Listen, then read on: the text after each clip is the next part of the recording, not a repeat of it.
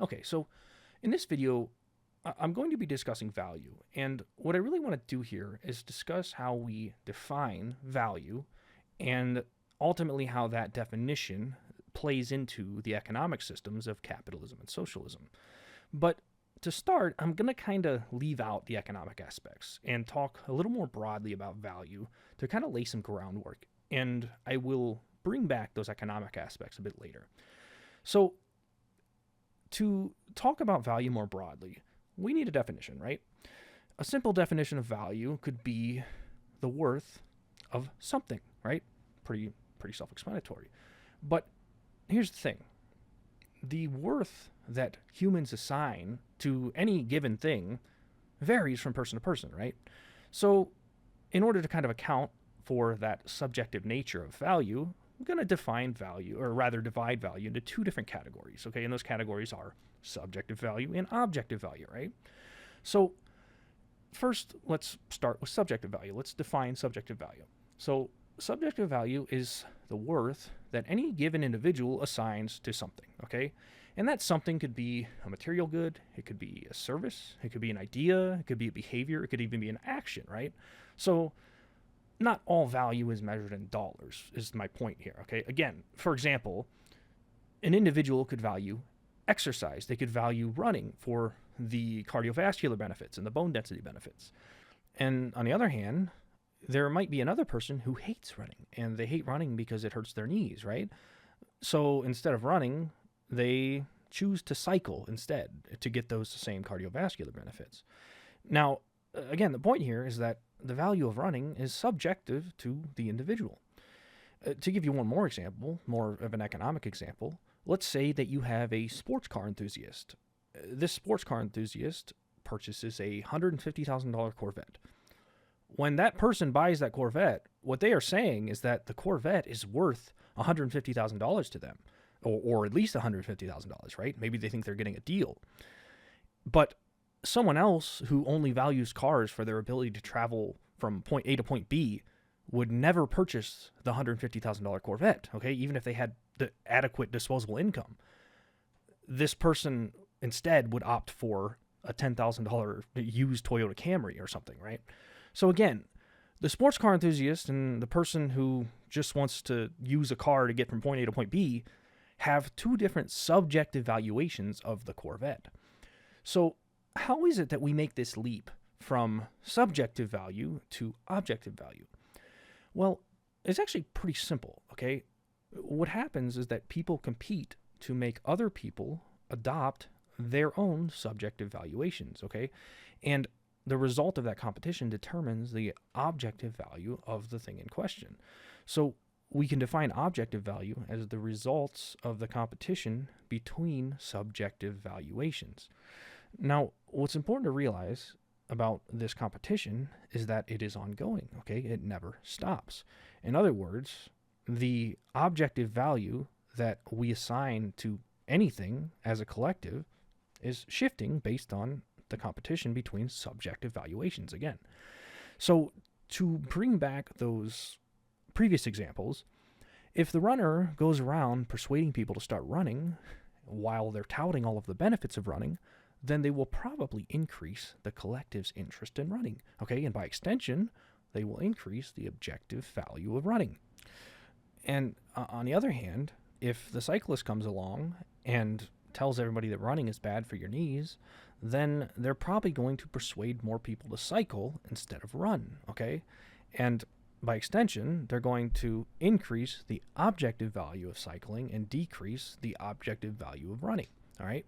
So in other words, every individual kind of has a little poll, okay? And you have to kind of vote, whether it's voting with your time or your words or your money. And this same concept applies to the Corvette and the Camry driver, okay? So if the Camry driver can convince the rest of the world that expensive cars are wasteful, then people will buy less sports cars, okay? And then what that does is it forces Chevy, okay, the Corvette manufacturer, to lower the price of the Corvette, or else a bunch of the Corvettes are just going to rot in a warehouse, okay? And in this example, what's happening is that Chevy's valuation of the Corvette has shifted in line with the objective valuation. Okay, the price is going to drop to respond to the market, right? And of course, this competition could go in the other direction too. So maybe the sports car enthusiast gets hired into Chevy's marketing department in order to run a marketing campaign to persuade consumers that Corvettes are very valuable. And what this would ultimately do is increase the objective value of the Corvette. Now, it's very important to understand where the objective value of the Corvette actually displays itself, okay? It might seem like the objective value is on the price tag, but so long as that Corvette never sells, then the value of it can never become objective, because there has only been one subjective valuation assigned by ultimately the dealer, right? So in other words, objective value cannot be determined until there is a transaction here. So until the dealer and the consumer can agree on a price, then there is no objective value of the Corvette. It is just two subjective values competing until they can negotiate on a price or agree on a price. So now that I've kind of laid some groundwork with these definitions of subjective and objective value, let's speak a little more directly to the economic systems of capitalism and socialism. And I do want to place emphasis on the fact that these are economic systems, okay? And I will bring back that point a little bit later, but just remember that these are systems. And one more thing before we start talking about capitalism and socialism specifically through this lens of subjective and objective value, it helps to understand why it is that I took the time to talk about value in the first place. And if you think about it, it's actually pretty self-explanatory, okay? Economies deal with transactions, and in order to have a transaction, you have to assign value to something. So, in other words, in order to talk about an economic system, you have to understand how things are valued in those systems. So, that, again, is why I'm discussing value before I discuss capitalism and socialism. The concept of value is a prerequisite for any economic system, okay, including capitalism and socialism. So, with all of that out of the way, let's start talking about capitalism and socialism. And I find that definitions are very important here, okay, because oftentimes people will debate these two economic systems without ever defining either one. And the result is that a lot of people talk past each other and there's no constructive conversation, there's no consensus, okay? So we'll start with definitions again. And it goes without saying that the arguments I'm about to make are based on these definitions. So if you disagree with the definitions or you change them significantly, then my arguments might be invalidated, okay?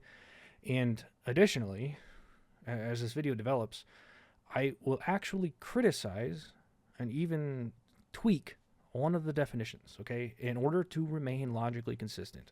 And the reason I'm not tweaking that definition to start will come full circle, but let's move on, okay? So to start, I will define capitalism as an economic system where private individuals or companies own the means of production, like factories and resources, and operate them for profit. Now, I got this definition straight from Google's AI, okay? So full disclosure, that's where I got it.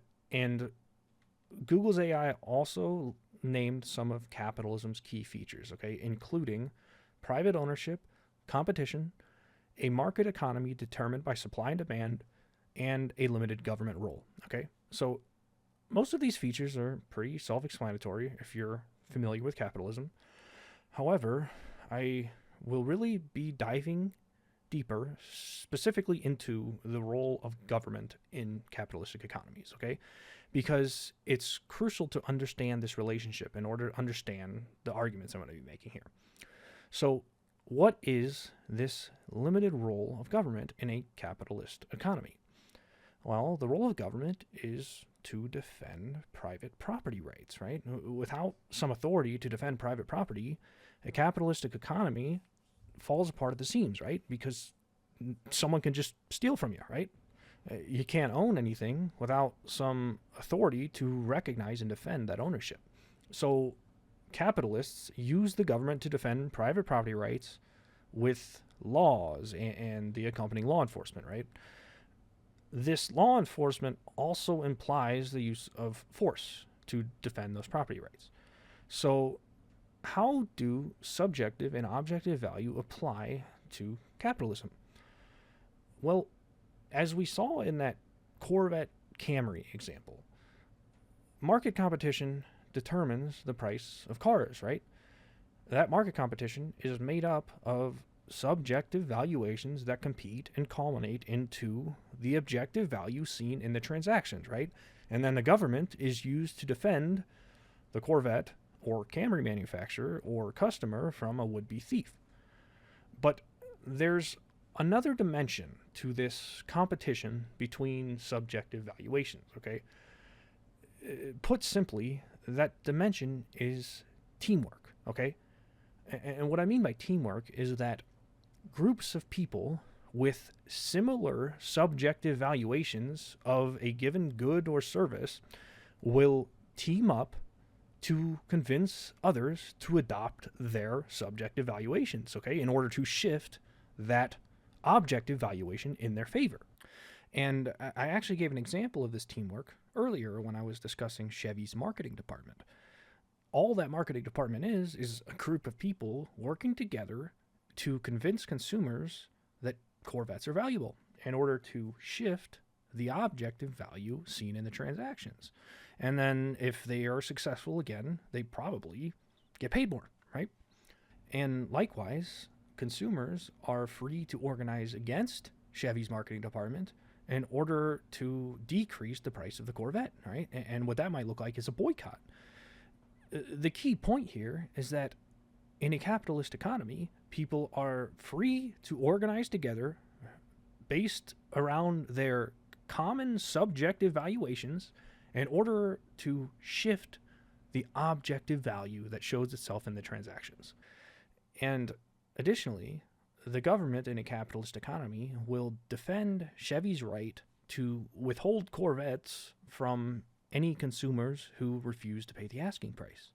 But the government will not defend the right for the consumers to purchase phones at their desired asking price, right? In other words, in a capitalist economy, the government's role is to defend the subjective valuation of the producer or the owner. So now let's talk about socialism, okay? And again, we're going to start with the definition. Socialism is an economic and political system advocating for collective or governmental ownership of the means of production, distribution, and exchange, with the goal of achieving greater social and economic equality. So, like capitalism, socialism also requires government, okay? But according to these definitions, there is one key difference between these two systems, okay?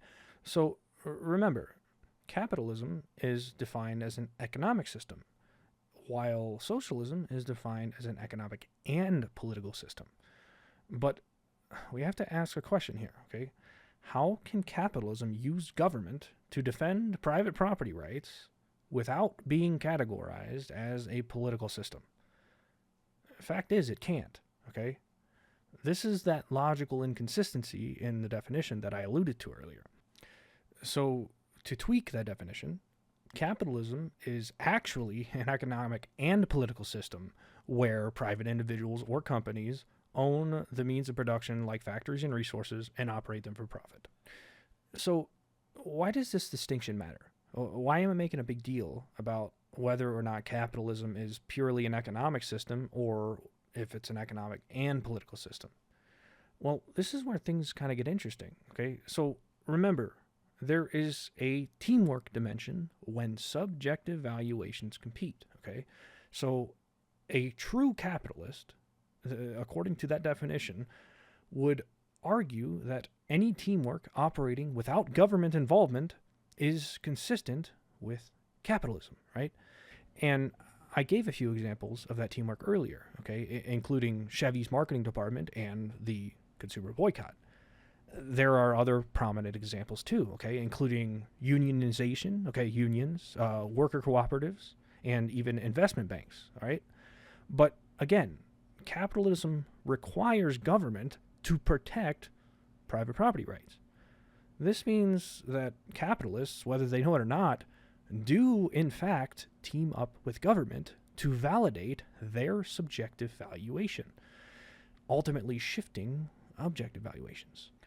So, what is government then? We can define government formally if we want as the governing body of a nation, state, or community, but who actually controls that government and what determines how that government actually functions or actually governs?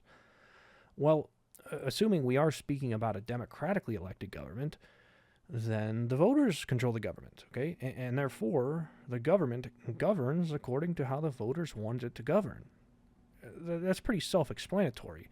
And by extension, a government is literally nothing more than one more team of people, just like the marketing department and the consumer boycott, who are attempting to team up together in order to use their common subjective valuations to shift the objective valuation.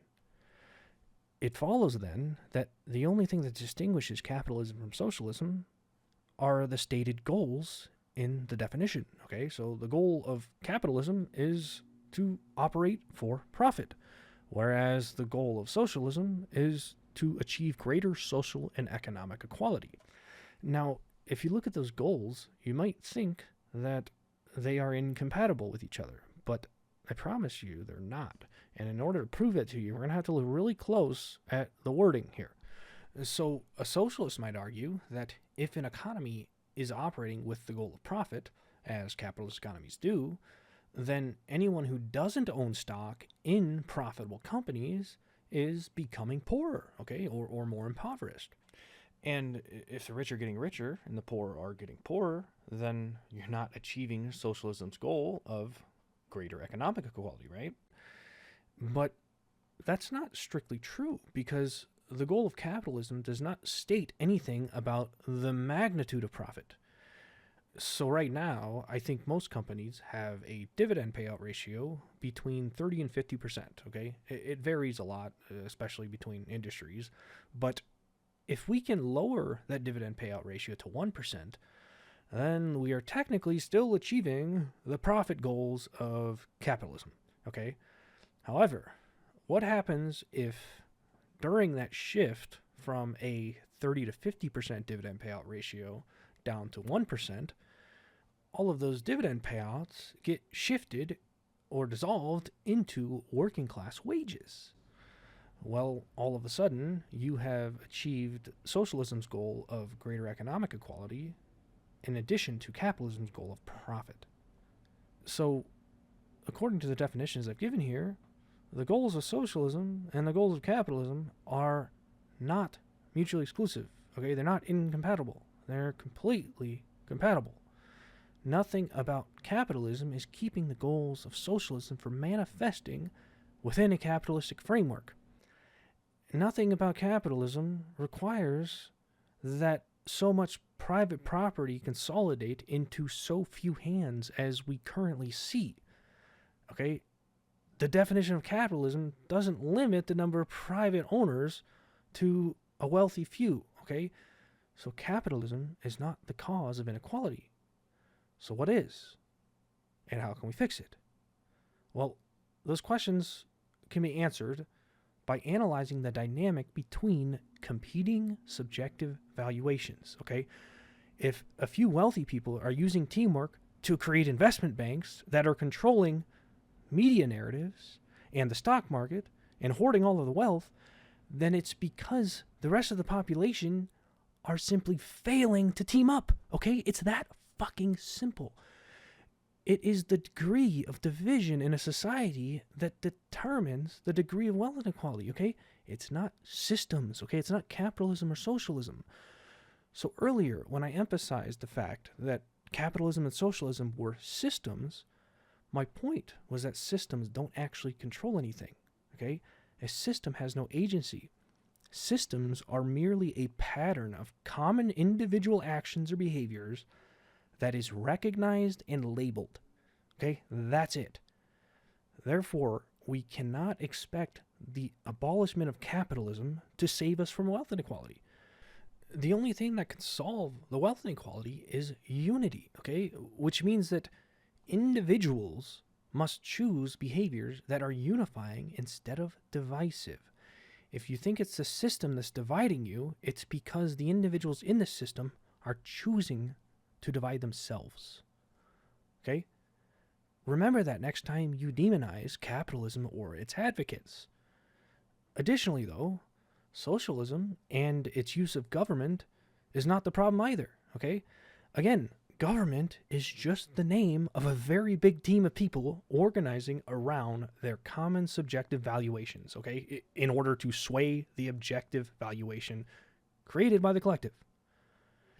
So the common argument you will see from capitalists is that regulating the free market is bad for the economy, okay, and by extension it's bad for people, right? But the fact of the matter is that what they call regulation is actually just competing subjective valuations. Capitalists have somehow managed to convince people that government regulation is somehow different than free market competition over prices and wages. But it's not different, okay? All government is essentially a national union. It's a nationalized union, right? It's a bunch of people working together around common interests, okay? We can't compartmentalize the government's regulation of prices and wages and a union's regulation of prices and wages. They're all the same thing, okay? And that's why this conversation about value is so important. All of the value created in an economy does not belong to anyone objectively. The ownership of all that value is technically always changing based on the competition between subjective valuations, okay? Moment to moment. And that's what the capitalist here doesn't want you to understand. They want you to think that regulating the allocation of that value is different than what the free market does. But it's not. The reality is that the government is just a regulation tool of the free market. A government is just a group of people working together to change how that economy allocates the value it produces. So what capitalists have done here is managed to convince people that government regulation is different than free market competition by formalizing government. Okay, that's all. That's the only difference between a union and a government is the formalization, right? We've essentially put government on a pedestal as if it is some infallible god, but it's not, right? Governments collapse. Nations collapse. We see this all the time. In fact, governments are always outlasted by the economies that they are part of. Now, obviously, an economy can take a big hit if a nation's government collapses, but no matter what, it's the idea of the government that disappears, not the underlying economy. People are still going to trade goods and services. The economy itself and all the remaining people who were part of it will live on and continue to produce value as they always have. The United States could collapse along with the US dollar, but the globalized economy is still going to survive. We might choose a different reserve currency, and the standing of the former United States citizens might drop significantly within that globalized economy. People might even die, right? Potentially a lot of people. But regardless of all of that, the global free market lives on. The lesson here is that the free market is really the only truth.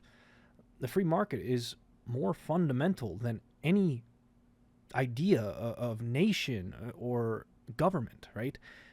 We can try to regulate the free market with our temporary governments or try to regulate it into capitalistic frameworks or socialist frameworks.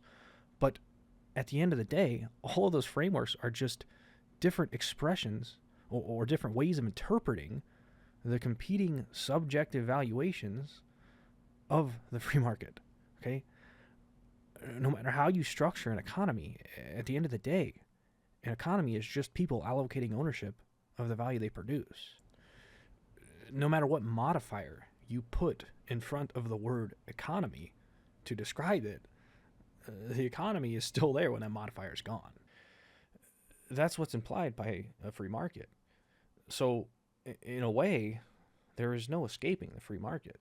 It's kind of the free market's kind of a metaphor for like the freedom in the universe. Okay, humans have the freedom to kill each other or love each other. Okay, and everything in between is fair game, unfortunately.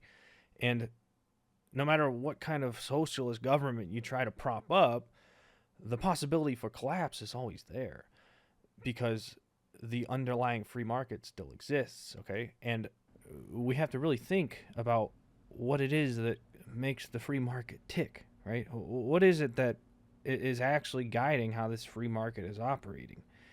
And if you want the answer to that question, it's actually pretty simple. All you have to do is figure out what the motives of the people in the economy are. Okay, so if you see a democratic socialist movement develop who is trying to write economic policy that redistributes wealth, then all you have to do is ask why they want to do that. If you ask a democratic socialist why they want to redistribute wealth, they're probably going to say something along the lines of, I am struggling financially, right? They're probably having a hard time paying their rent or their mortgage, or they're having a hard time affording healthcare or food, right? But bottom line, they are struggling to acquire necessities.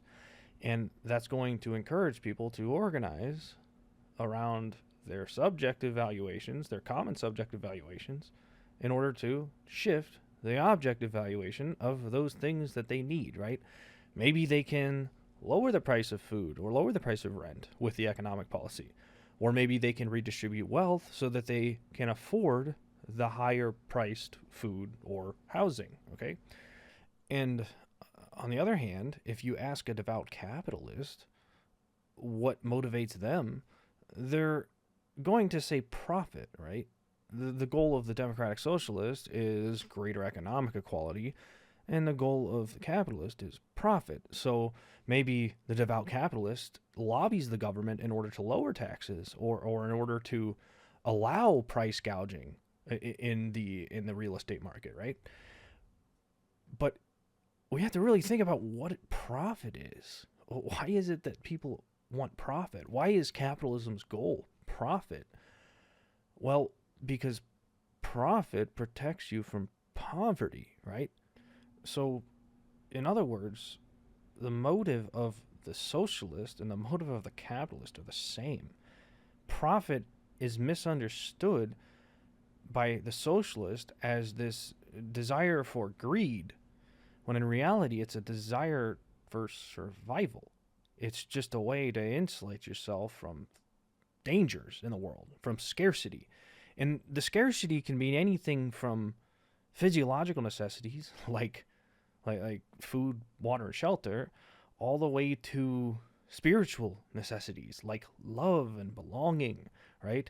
And the problem with those spiritual necessities is that sometimes people get caught in this chase where they're chasing love and belonging with material goods, right? They're trying to signal to women, for example, that they are worthy of their love by purchasing big houses and sports cars. And just like that, you have a capitalist like Jeff Bezos who is purchasing yachts in order to self-actualize. Meanwhile, there are socialists who are just trying to like feed themselves, right?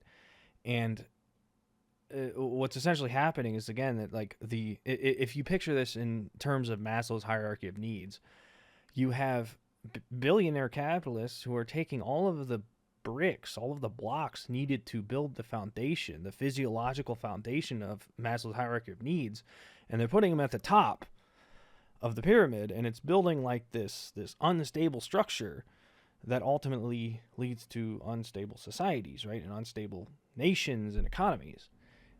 It's almost like we're playing Jenga with Maslow's hierarchy of needs. We're taking all the bricks or the money that's needed at the bottom to serve the foundational needs, the physiological needs, and you have Jeff Bezos buying yachts, right? So what happens when the capitalist is trying to take from the socialist to fulfill their need for self-actualization? Meanwhile, the socialist is trying to take from the capitalist to acquire their physiological needs. Well, what happens is class warfare, okay? What happens is the competition between subjective valuations. And I want to make it clear that the best way to fight this battle as the socialist or as the person seeking wealth equality is to remain peaceful, okay? And here's why. All right, so if we look a little closer at Maslow's hierarchy here, Maslow puts physiological needs on the bottom, and right above that, he puts the need for safety. Now, I'm not going to say I disagree with him, but let's just look at this a little closer. So, if you don't have your physiological needs met, if you're not sheltered from the elements, or you're not eating, or you're not drinking water, or you don't have clothing, then you're not exactly safe, right? So, in other words, in order to be safe, you have to have your physiological needs met. So, as the socialist who perhaps doesn't have these physiological needs met, you are not safe. Your need for safety is not being met. And it's perhaps because the capitalist is hoarding all of the wealth, right? But what happens if your response to the wealthy capitalist is violent? What happens if your solution is to kill the wealthy capitalist? Well, now what you've done is you've introduced that wealthy capitalist to another type of scarcity, okay? Now they're not just experiencing a scarcity of self-actualization. Now they're afraid for their lives because you have threatened their life with violence. And this very likely leads to a vicious cycle, okay? And here's why. Let's look at Maslow's hierarchy again. So when you introduce people to a scarcity of needs, particularly the needs towards the bottom of this pyramid, you are going to make their life hell on earth, right?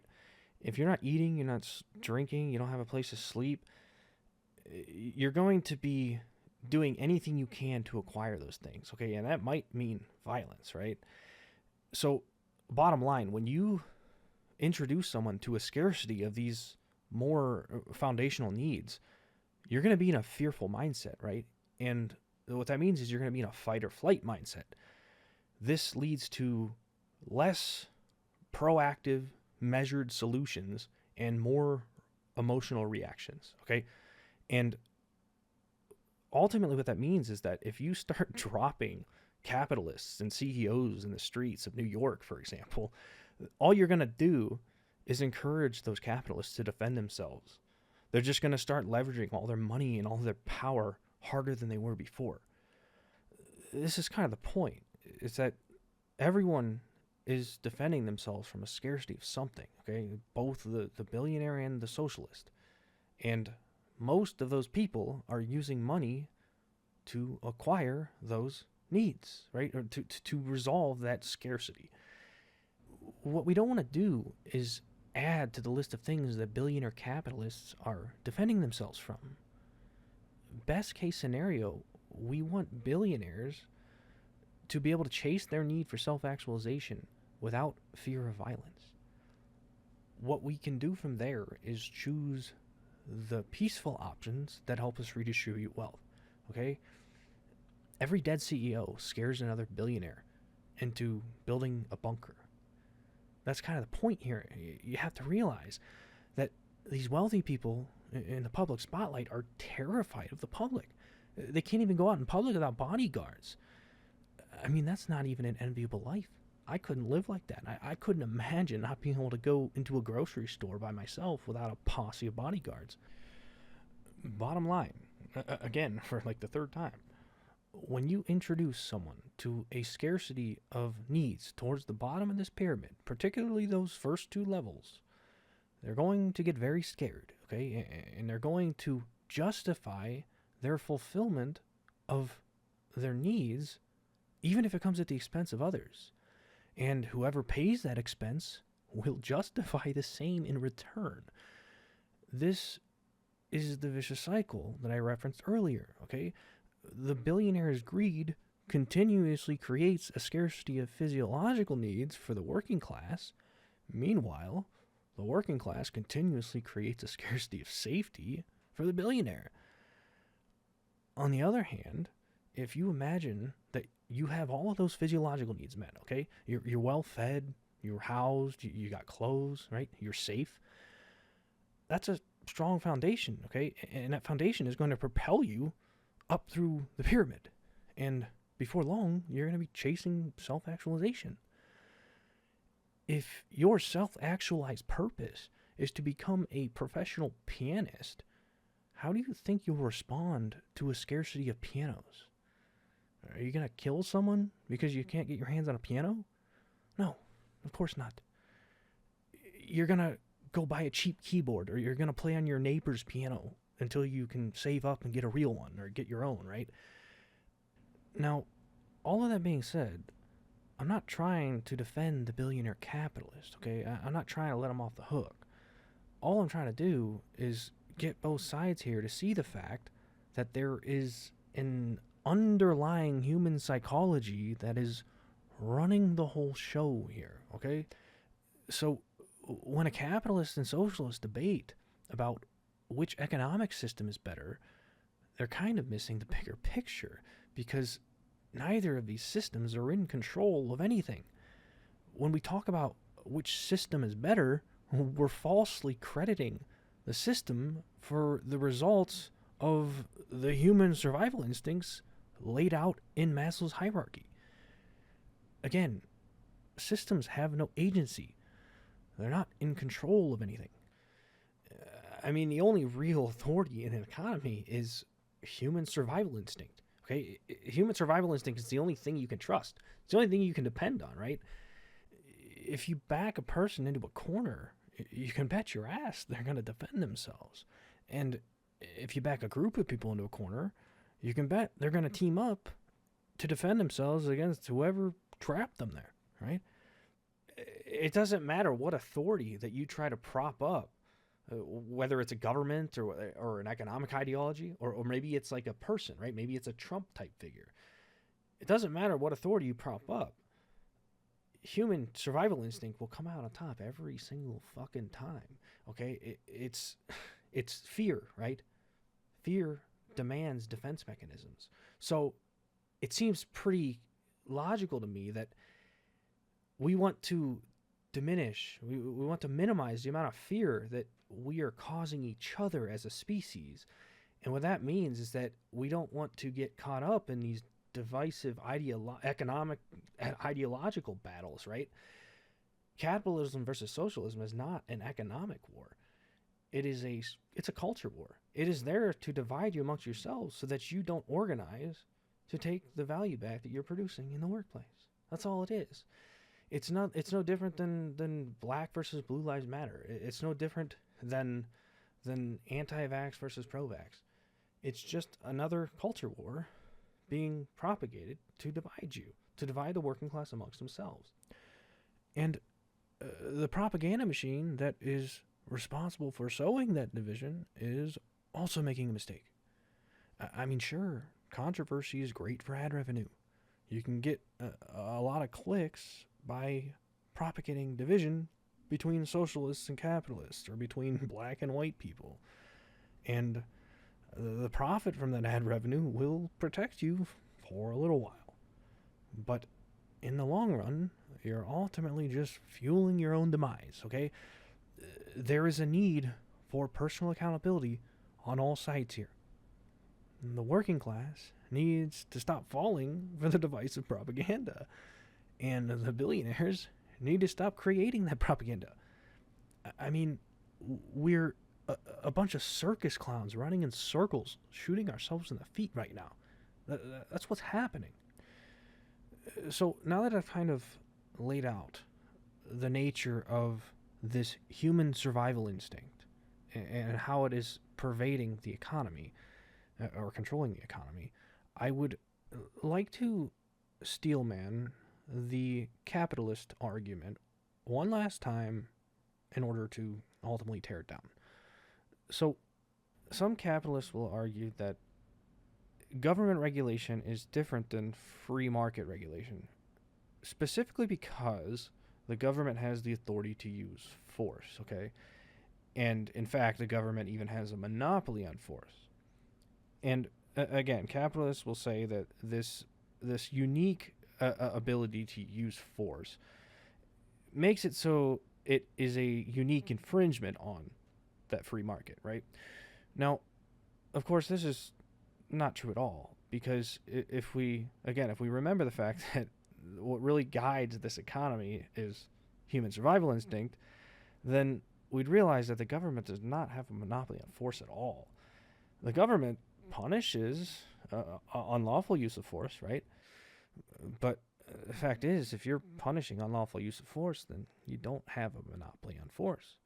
You might pretend that you do to make yourself look powerful, to create an illusion of authority, but when the masses go hungry, that illusion disappears real quick, right? And all that loyalty that the service members have to the government goes with it, right? What are you protecting if your family can't even eat? You're protecting a government that failed to provide for its citizens, or perhaps even stepped in and hindered the citizens' ability to provide for themselves. So, to kind of summarize the last 20 minutes or so of this video, the goals of the socialist and the goals of the capitalist are not only compatible, but they are actually the same. The goal of profit is misunderstood by the socialist as malicious greed. But again, the profit goal of the capitalist is just a defense mechanism, okay? All of the necessities that we need to survive are tied to money, okay? They're behind a paywall, right? So profit is a proxy for money, and money is a proxy for access to necessities. The goal of the capitalist isn't greed. Their goal is to protect themselves by acquiring money through profit. So I can actually kind of sympathize with the anti-government sentiment of the capitalist, because there's a ton of historical evidence of corrupt, oppressive, authoritarian governments using economic policy to bleed the population dry. And that makes sense, too, because the government is just made up of more scared people trying to defend themselves, right? When you combine that underlying human survival instinct with fear, intraspecies fear, then absolute power corrupts absolutely, right? So when we allow a government to collect a bunch of tax dollars that can fund a giant military, you've kind of granted that government with absolute power, more or less, at least until the people get sick of funding that government, right? So, again, I do sympathize with the anti-regulation sentiment of the capitalist, okay? When the government infringes on an individual's ability to provide for themselves, it's a very big problem. I mean, if you're going to work every day, busting your ass, and you can't make a living because the government is taxing you to hell and back, and you're not seeing any benefits from those taxes, then, again, the government is not doing you any good. However, we also have to sympathize with the socialist, okay? We have to acknowledge that there is a reason why the socialist wants to redistribute wealth with economic policy. And despite what some capitalists will say, it's not just because socialists are lazy and they're trying to take your money, okay? This desire of the socialist to redistribute wealth comes from exploitation in the workplace. And to really highlight how that exploitation works, I'm going to give you two different examples, okay?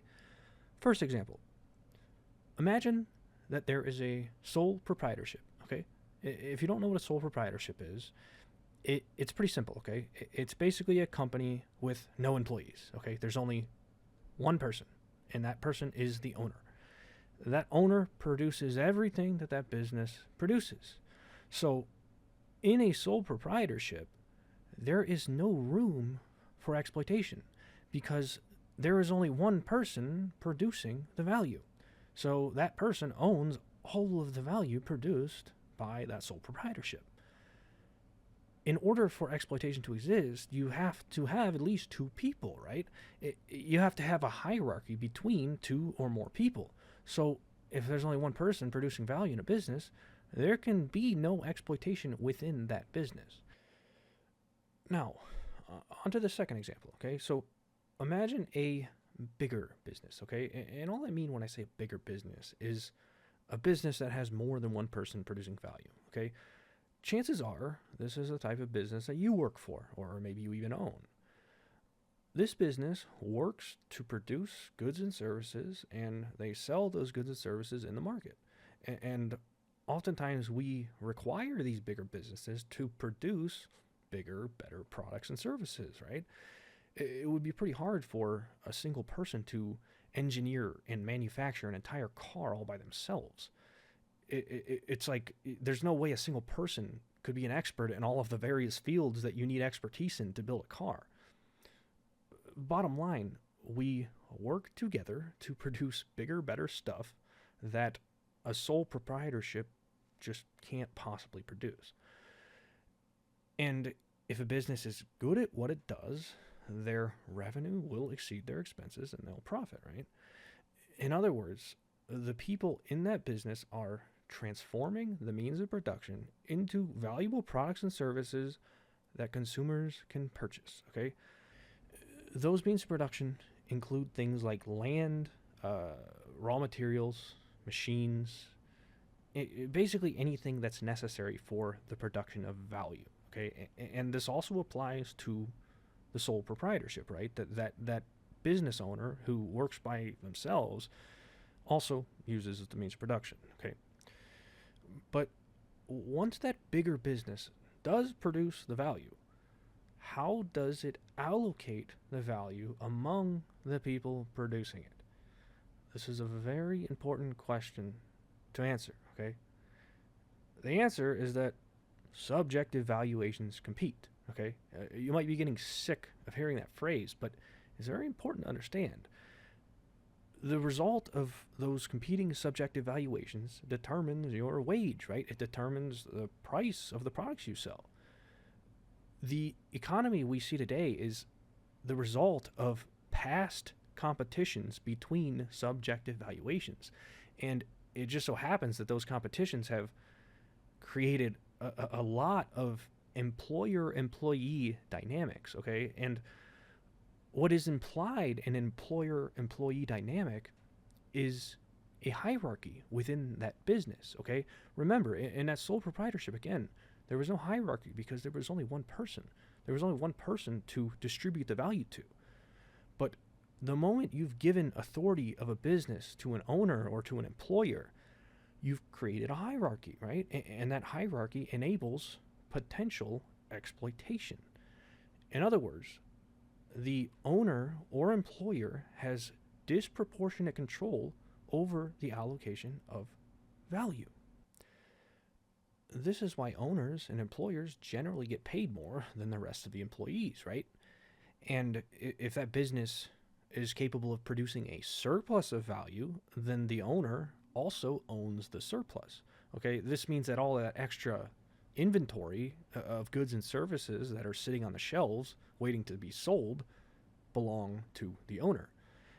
And I suppose services can't really sit on a shelf, but you get the point. So we have to ask a question here. Who is actually producing that surplus value? Well, capital investments provide the initial means of production, right? You have to buy the building or the raw materials, but ultimately it is the laborers that turn the means of production into value. So in other words, everyone in the business was involved in producing the value, including the employer, the owners, the shareholders, and of course the laboring employees. So why then does the owner or the employer get to claim total control over the surplus value? Well, because the employees lost the competition between subjective valuations. And as I mentioned earlier, the capitalist will try to convince you that The ownership that the owner claims is objective throughout all time, right? But that's not true, okay? The ownership isn't arbitrary per se. Again, it's based on past competitions between subject evaluations, but that can change at any moment, okay? So the winner of last week's competition between subject evaluations does not necessarily have to be the winner next week. It's about self-empowerment here, guys. That's kind of the point. The exploited socialist is really just the loser of last week's competition between subject evaluations. That socialist defines their loss as unfair exploitation, right? Whereas the capitalist defines the loss as essentially a voluntary surrender to the exploitation. After all, no one forced the socialist employee to work for the company, right? No one forced them to accept a low wage, right? So it's really just a matter of perspective, right? Well, sure, I guess if you're the capitalist and you want to look at it that way, you can. However, it's important to remember something as the capitalist here. It's not capitalism that runs the economy, okay? Remember, systems do not have any agency. The only authority in the economy is human survival instinct. So the capitalist that refuses to acknowledge the socialist point of view and continues to extract value from the socialist working class is basically ringing the dinner bell for a socialist revolution, okay? And if the capitalist is going around union busting and price gouging, especially price gouging in markets that produce necessities like housing, for example. I mean, we all know there's a housing affordability crisis going on right now. If you're doing that as a capitalist, then what you're ultimately going to do is you're going to encourage the socialists to use government rather than to use those traditional so-called free market mechanisms like unions, right? But that being said, I don't think that means that socialists should avoid those free market solutions. I think they should try to rise above the union busting tactics. Plus, there are plenty of examples of businesses that do treat their employees as equal owners, okay? That's what a worker cooperative is. In a worker cooperative, every employee owns an equal stake in the business, okay? And by extension, any surplus value that the employees manage to create belongs to the employees as a collective rather than a few owners. Still, though, I can sympathize with the anti-regulation sentiments of the capitalist, particularly the capitalist who is running a sole proprietorship all by themselves.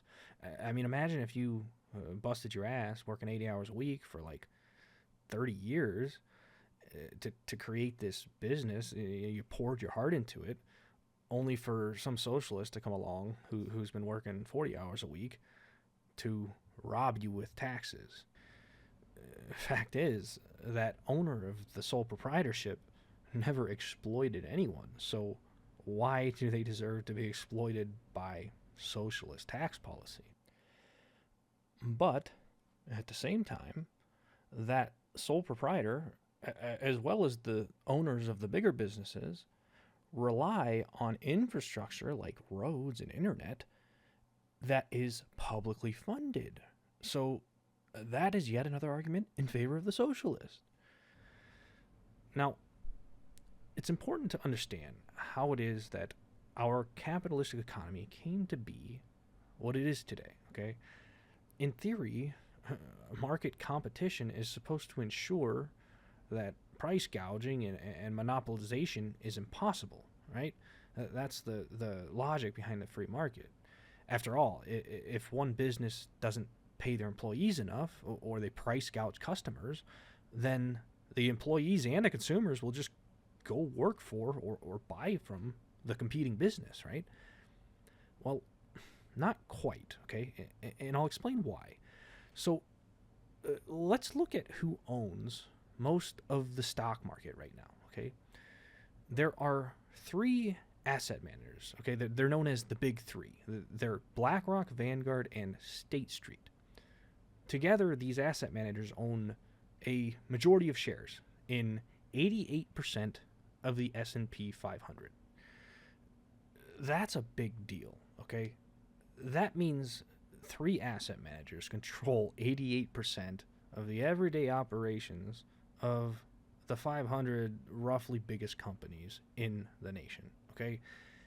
They control the prices of the products that these companies sell, in addition to the wages of their employees. They control who gets laid off, they control who gets hired, they control what gets automated, right? They control all of this. So to lay this out, let's pick a pair of competing companies from the S&P 500, okay? Now, the two companies I picked out here are Ford Motor Company and General Motors, okay? Everyone's probably heard of both of them. And both of these companies produce automobiles, right? So they, in theory, should be competing with each other. Now, imagine you're the capitalist, and let's say that you have equity in these asset managers. And by extension, you have equity in Ford Motor Company and General Motors. If your goal is profit, do you care whether or not Ford outcompetes General Motors or vice versa? Probably not, okay? You'd prefer if both companies were thriving, right? You'd prefer if both companies were raking in profits, because those profits would likely translate into dividend payouts for you. So what's the best way for both of these companies to profit at the same time? Well, first and foremost, the companies have to stop competing with each other. Otherwise, the profits from both companies will become unpredictable, because the innovation requires you to pay employees well, right? So bottom line, if the same shareholders or owners find themselves in control of the majority of shares in competing companies like Ford and GM, then what incentive do those companies have to compete with each other? Fact is, there is no incentive there. It doesn't make sense for shareholders to risk their investments by competing with each other, because they would just be competing against themselves. So instead, one of two things happens, okay? Either the companies will merge, ultimately diminishing the competition and moving the automobile industry one step closer to a monopoly, or the companies will find another source for profit. Being that Ford and General Motors haven't yet merged, where are these companies getting their profits from? Well, they extract profit from the only other place they can. Employees, right? In other words, they cut wages, they lay off workers, and they automate. So instead of the owners and the employees of Ford competing with the owners and the employees of General Motors to make the best cars and trucks possible to generate profits and fuel innovation, it's now the shared owners of both Ford and General Motors competing against the employees of both companies in order to obtain their profits. Even if this isn't a technical monopoly, it does mimic one, okay?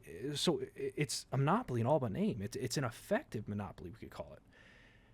In other words, the invisible hand that was supposed to encourage competition between companies with different owners has now shifted the competition between employees of both companies against the shared owners of both companies. That's a bit of a mouthful, okay? So I'm going to say it again.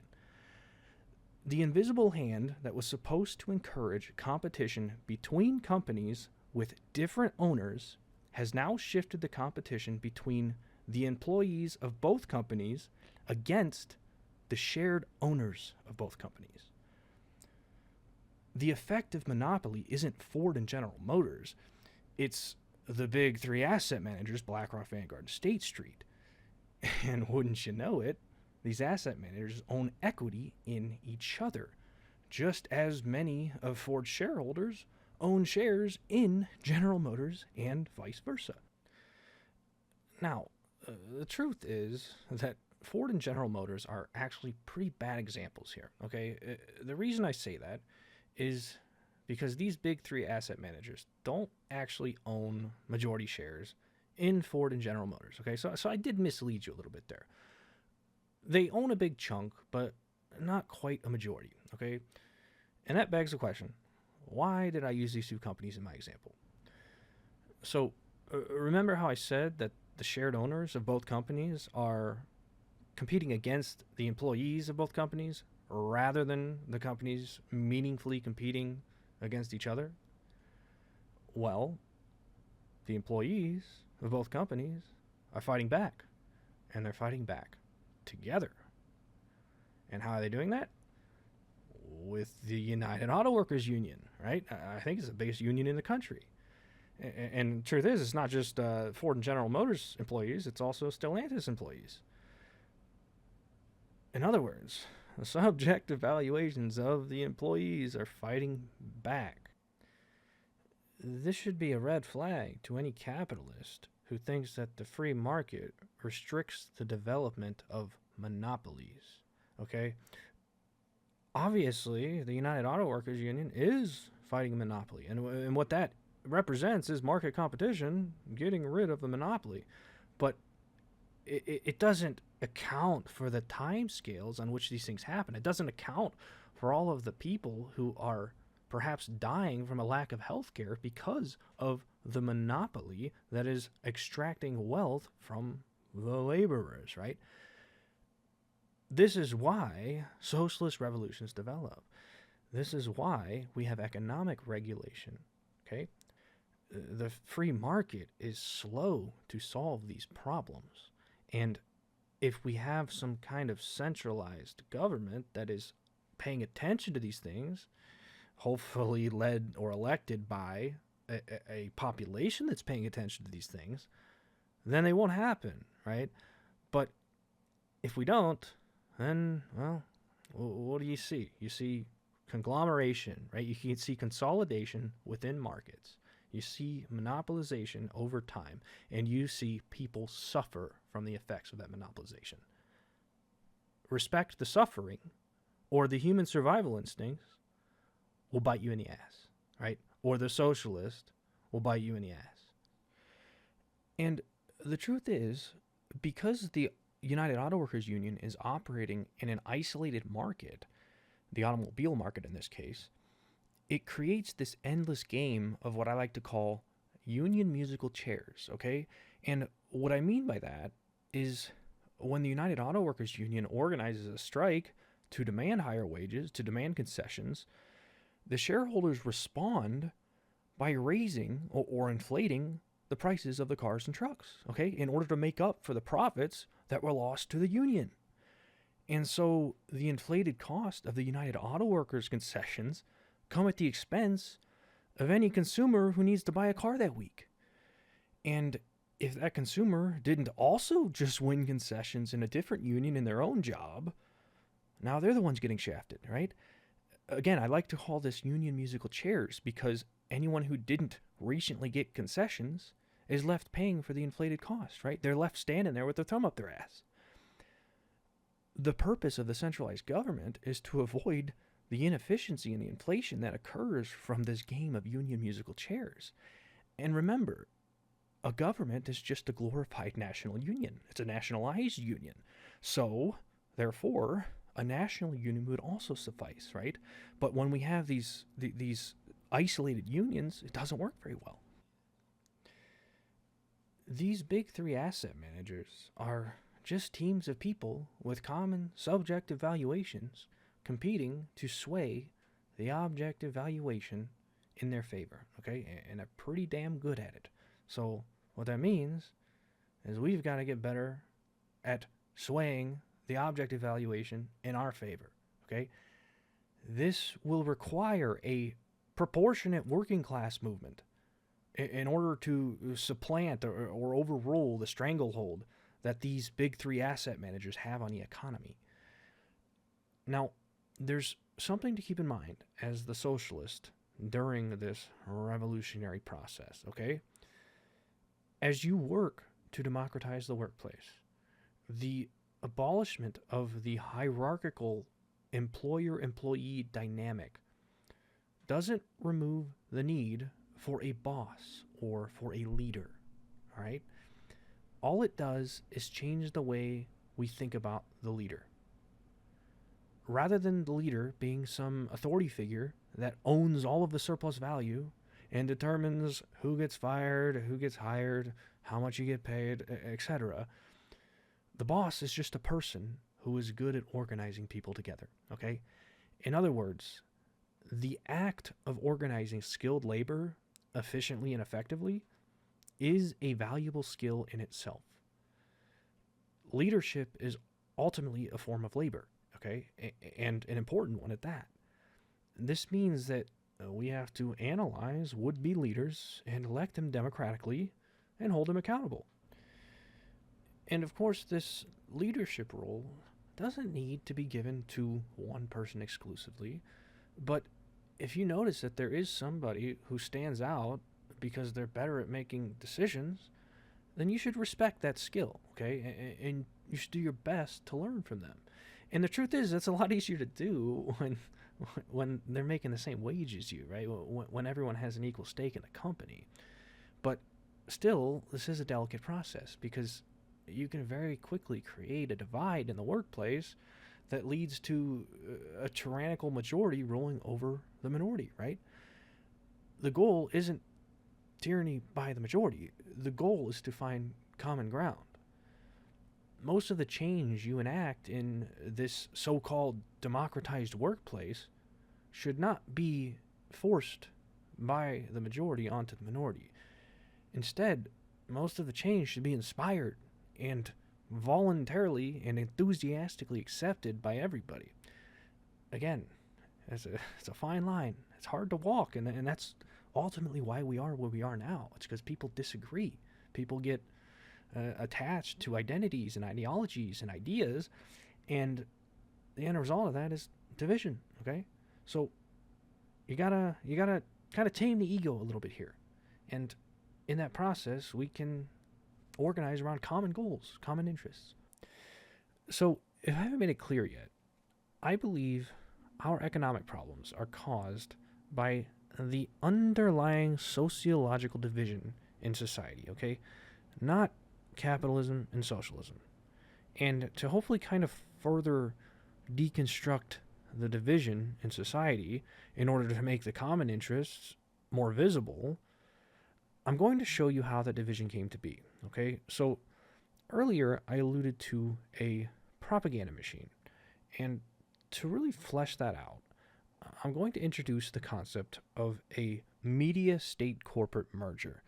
And you've probably heard the phrase state-corporate merger. So all I've done here is creatively tacked on the word media to the beginning of that phrase, right? So to kind of lay this out, let's first talk about what a state-corporate merger is, because again, it's probably what you're familiar with. So what does it mean when I say merger? What does the word merger imply? Well, it implies kind of like teaming up, right? Or almost like unifying, okay? So when you merge, you become one.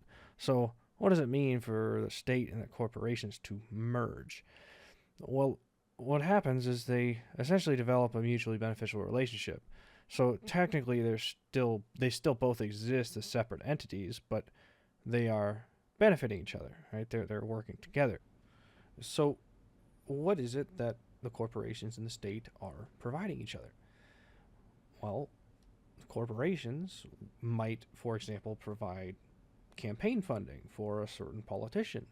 And then if that politician is elected, the politician will then return the favor by writing favorable economic policy for the corporation. Okay, so again, it's a mutually beneficial relationship.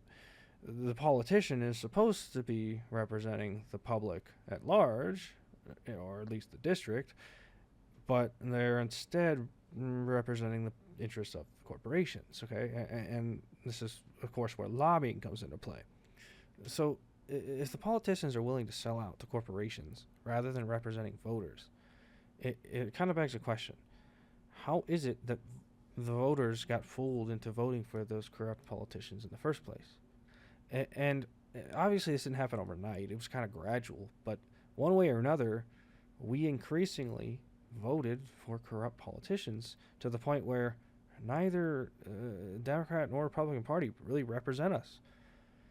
Again, how did that happen?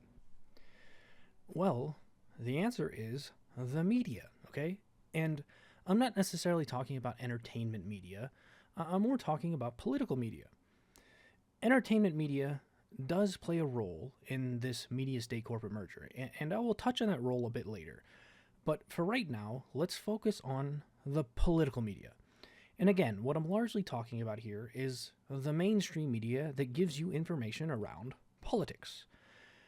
Remember, when you go to vote, it is because someone told you about that candidate, right? It's not like you went out and found them on your own.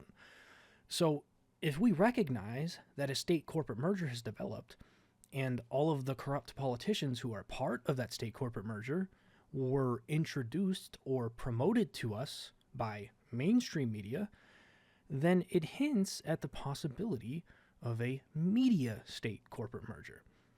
But how can we actually surmise that that's actually what's happening here?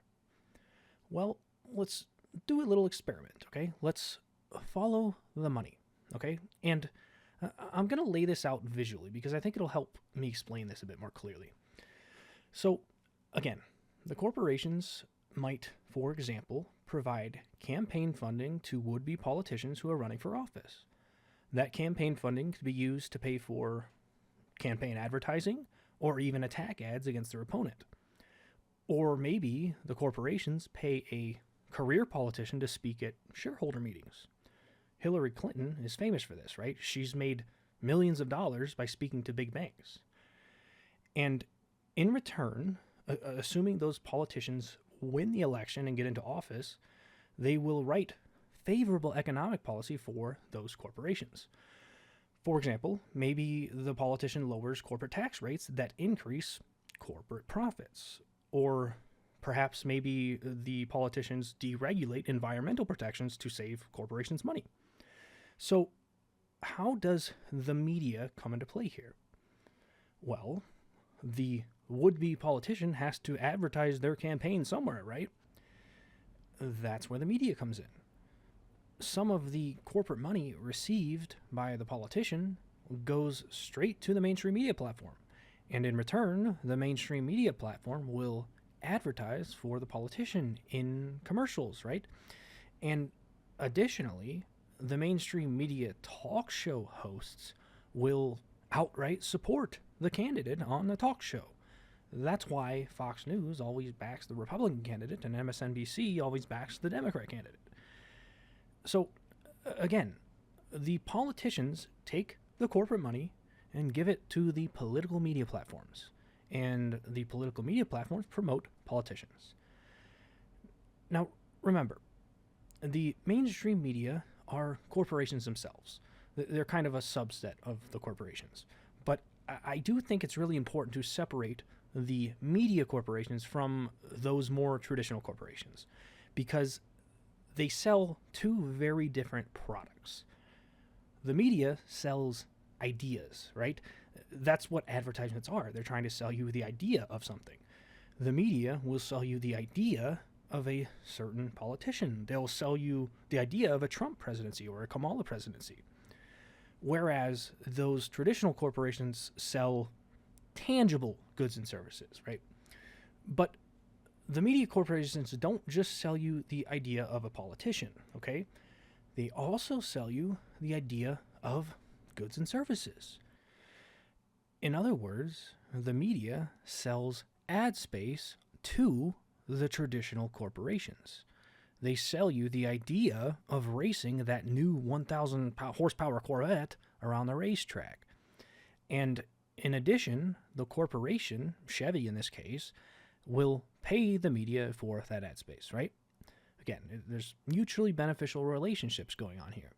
So the media receives ad revenue from the traditional corporation, and the traditional corporation receives advertisements that hopefully translate into sales. And remember, these traditional corporations want economic policy that benefits them. So in reality, they can make a backroom deal directly with the media corporations to advertise their desired politician if they want to. In other words, they can bypass the politician.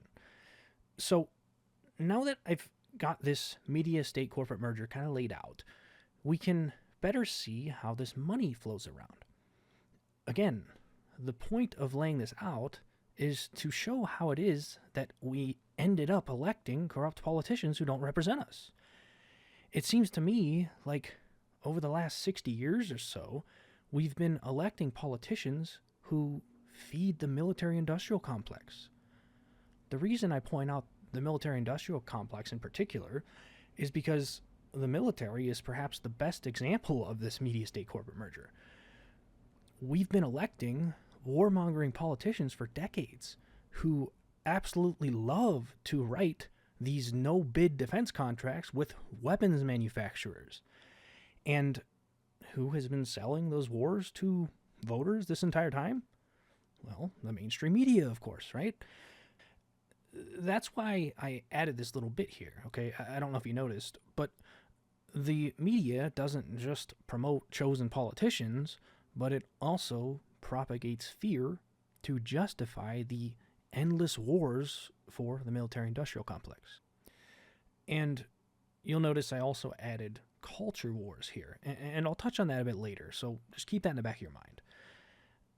So I'm going to quickly mention a few other industrial complexes that I feel are important to pay attention to, okay? And those are the food industrial complex, the healthcare industrial complex, and the pharmaceutical industrial complex.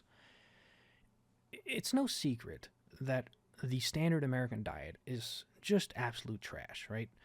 But instead of regulating or even just subsidizing healthy organic food, the government instead chooses to subsidize corn derivatives, okay?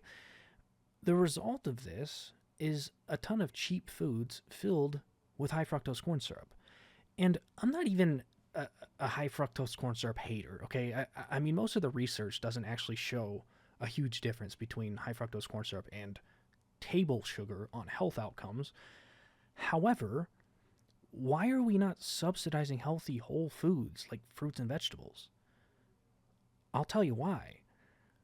Because processed junk food is incredibly easy to overeat, okay? And that overeating leads to obesity and chronic health issues, which then feeds into the profits of the healthcare and pharmaceutical industrial complex. So do you see what happened here?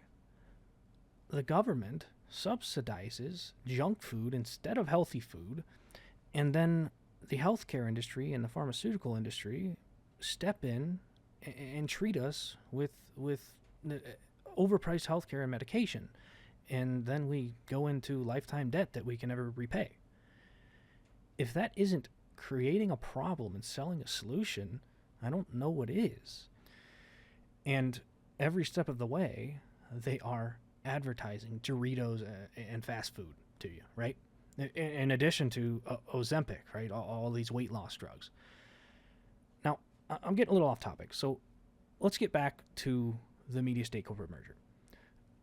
I'm going to add one more bit of context to kind of pull this thing together, okay? So right in the middle of this whole thing is the public, okay? After all, you need people to keep this whole thing running. You need money, right? The public is the source of all the money moving around throughout this media state corporate merger. The public gives tax dollars to the state, and in return, the state provides public services, right? This means infrastructure, emergency services, military protection, public transportation, things like that, right?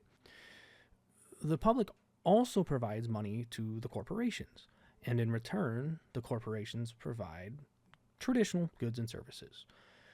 These are pretty straightforward relationships, right? It's just taxes and a market economy. However, the relationship between the public and the media is a little bit different.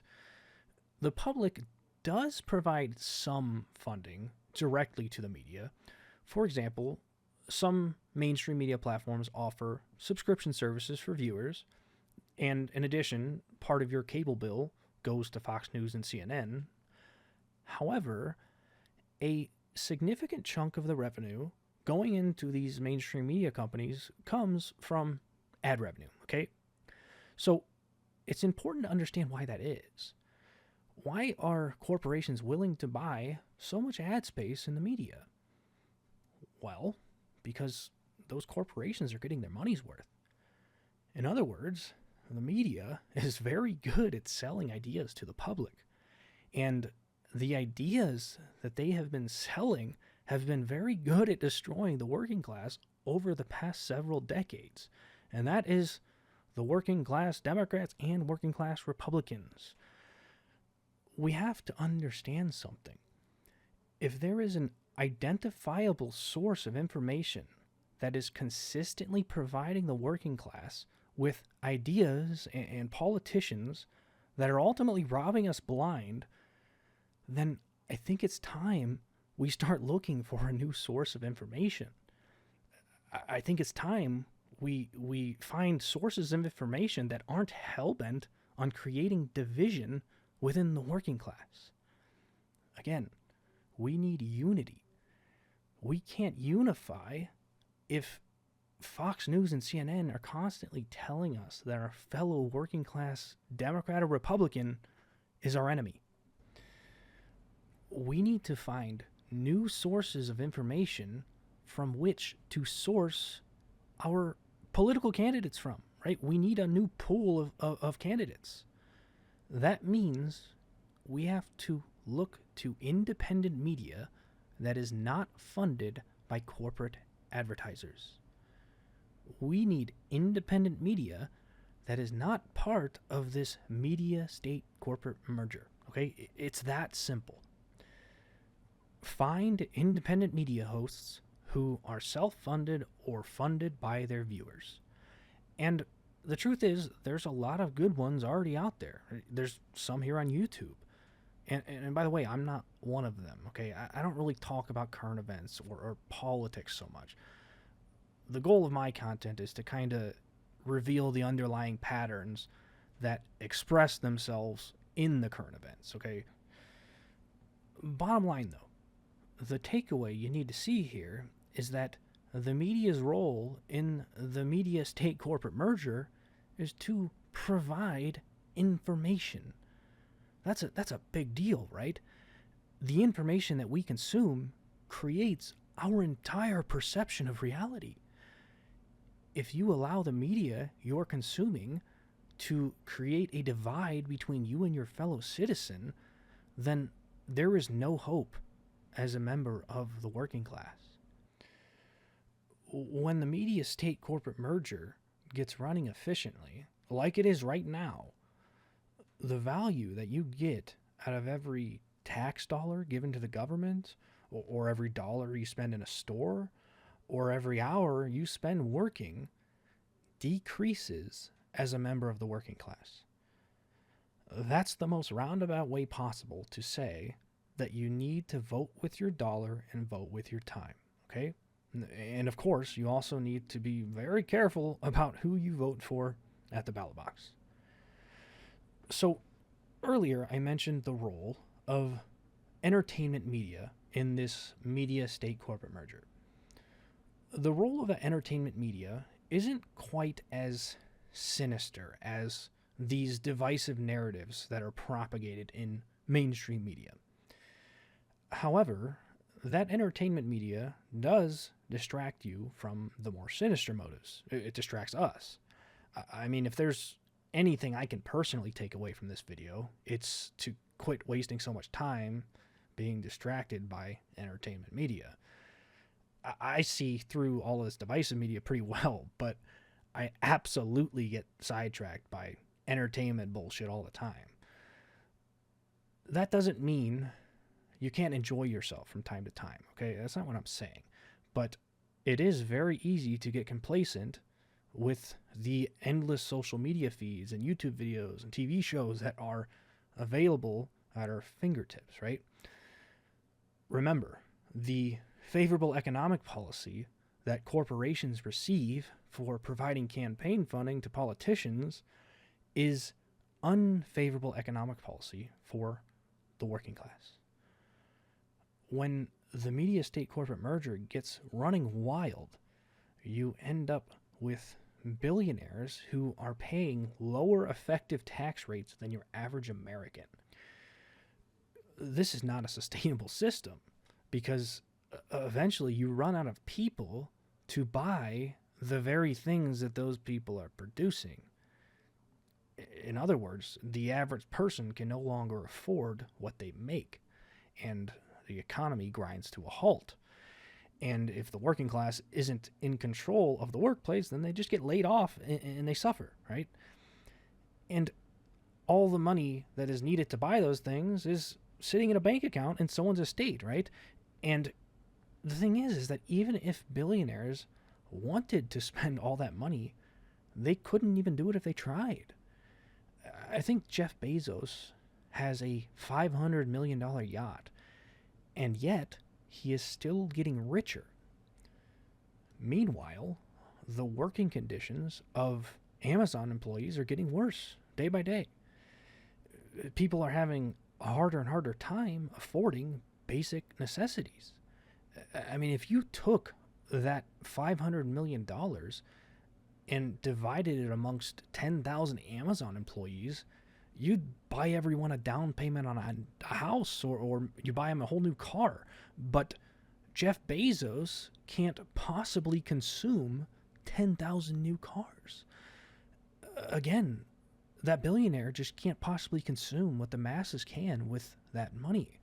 And that's not to say that we should encourage material consumption just for the sake of it. There are obviously environmental concerns to worry about. But some people need a car. Some people need a home, right? Some people can't afford their rent. Some people can't eat healthy. And to be fair, it's not like all of that wealth held by the top 1% is liquid cash. I mean, most of it's sitting in capital somewhere, right? But the point still stands. Why isn't more of that surplus value being allocated to the working class who is producing it? And that value doesn't all have to be given to the working class, but one way or another, we need to dissolve some of that value into working class wages because, again, people can't afford rent. They don't have time to prepare healthy meals, and that creates health problems, and then they can't afford the health care. Again, it just creates this vicious cycle that will inevitably prove to be unsustainable. The US dollar won't be worth shit if the average person loses faith in it. That's what you have to realize here. The stability of an economy relies on the people in that economy having access to the things they need to survive. An economy that doesn't distribute needs to the people producing value will collapse. It's not capitalism or socialism or fiat currency that makes an economy unstable. What makes an economy unstable is a failure to allocate necessities where they're needed, when they're needed there. That's it.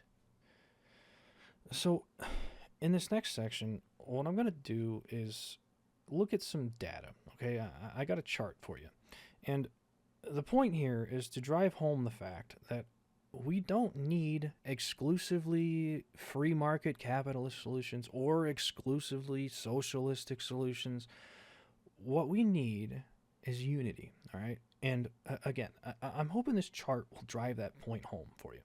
So I have data here from 1913 through 2022. And if you're interested in my source for this data, I'll leave that in the description. So the red line down here represents union density, okay? And all union density is the percentage of the working population who is in a union. And this particular line represents non-agriculture employment. That's kind of a side note. But the blue line represents the top bracket income tax rate, okay? That's pretty self-explanatory. Now, what I want you to notice here, though, is that there is a correlation between these two lines.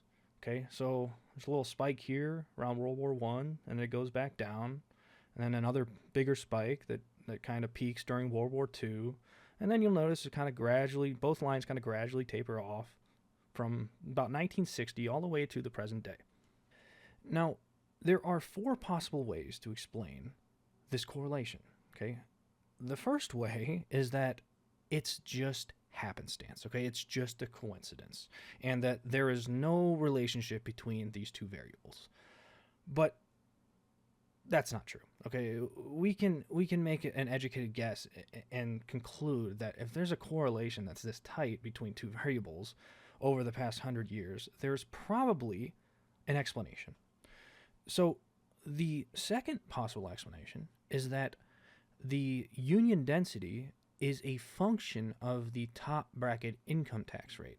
And all that means is that when the top bracket income tax rate increases, it causes the union density to increase, and vice versa. So if the top bracket income tax rate decreases, then it causes union density to also decrease. Now, we could theorize as to why that might happen. For example, maybe when people happen to elect good politicians who represent their interests and who ultimately raise the tax rates on the wealthy, it increases morale, and that morale translates then into unionization in the workplace, right? That's one theory. And you could speculate on probably a half a dozen other theories if you tried. But let's look at that third potential reason that could explain this correlation between union density and top bracket income tax rate. And that third reason is the opposite of the second. In other words, maybe it is top bracket income tax rate that is a function of union density. And all that means is that when the union density increases, it causes the top bracket income tax rate to increase as well, and vice versa, of course. So if union density decreases, it causes the income tax rate to decrease.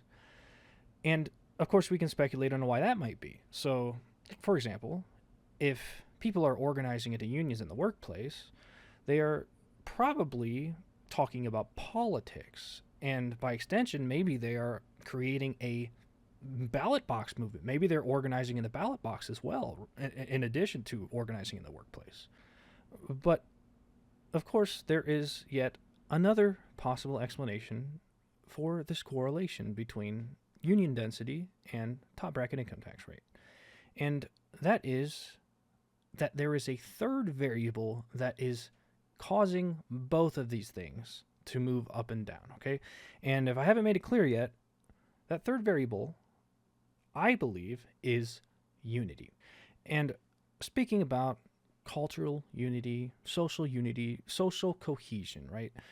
So to kind of lay out my argument here, I'm going to go back over the past 100 years or so, and we're going to look at some major events that occurred and try to guess or speculate on how those events might create unity or create division, right? Because division is the opposite of unity. So if social division is increasing, if cultural division is increasing, then you're probably going to have a decrease in union density and income tax rates, right?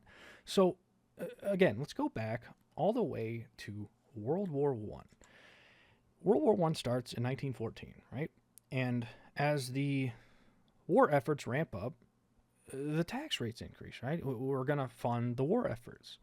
And as with any war against other nations, it's probably going to create social unity or cultural unity within a nation, right? People are going to become more nationalistic, and they're probably going to kind of set their differences aside, at least during the war. So World War I ends in 1918, and again, this top bracket income tax rate kind of hits a peak in addition to the union density slightly after World War I. And so what happens next? Well, next you get this debate kind of leading into the 20s and throughout the 20s between traditionalism and modernism, okay?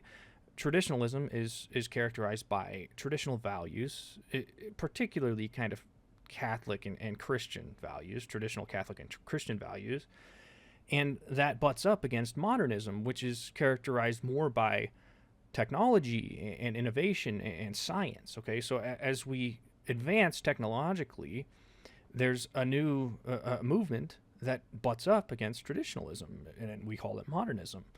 And this debate kind of encompasses several large changes that we see going into the 1920s. Okay, the first change is prohibition. Okay, the 18th Amendment. We ban alcohol, and that ban on alcohol is an authoritarian action that takes the freedom away from the individuals. Okay, from the citizens. And anytime you use an authoritarian government to control people like this, you're going to ultimately create division between the people who passed the prohibition and the people who were against the prohibition. And of course, as we move on here, there's another major policy landmark, and that is the 19th Amendment. Okay, we passed women's suffrage in 1920. And that debate over women's suffrage is yet another clash between the traditionalists and the modernists. It wasn't necessarily a strict debate. There were probably some traditionalists who supported women's suffrage, but by and large, it was a traditionalist versus modernist debate.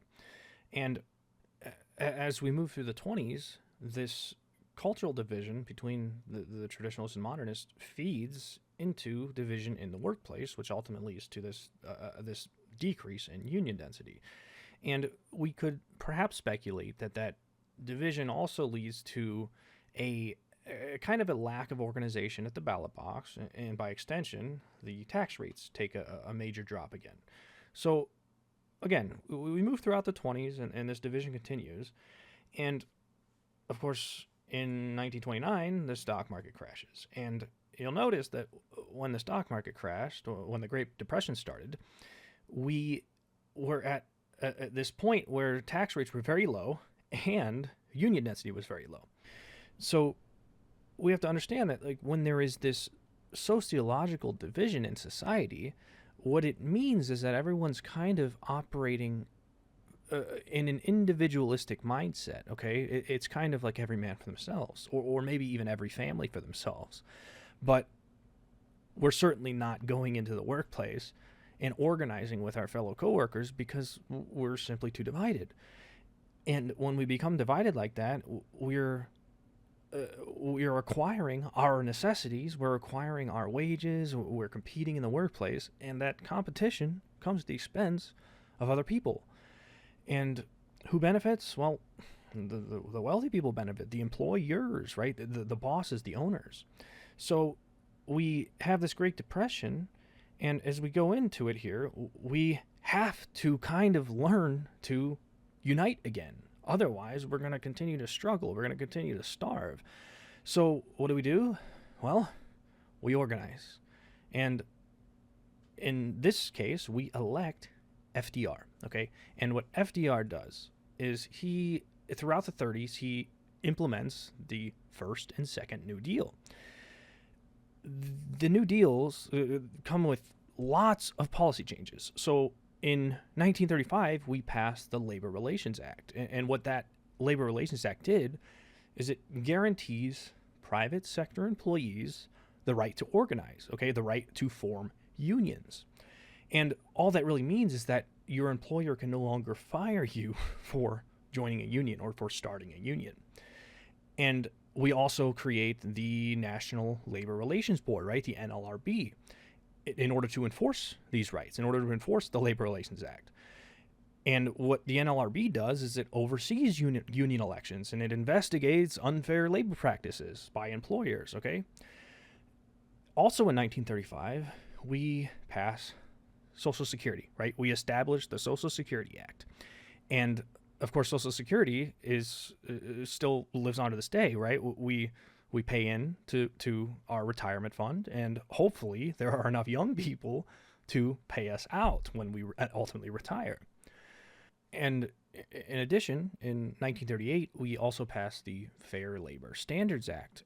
And what that did was establish a minimum wage, and it also established overtime pay, and it created child labor laws. So we couldn't just, throw a bunch of children into the workplace and turn them into slaves. So all of these policies enabled people to organize in the workplace. They enabled people to start unions. And of course, if you look at the chart here, union density increases throughout the 30s. Now, it might seem like FDR's first and second New Deal are the thing that enabled that union density to increase. But remember, it was the unity among working class citizens at the ballot box that enabled FDR to pass those policies.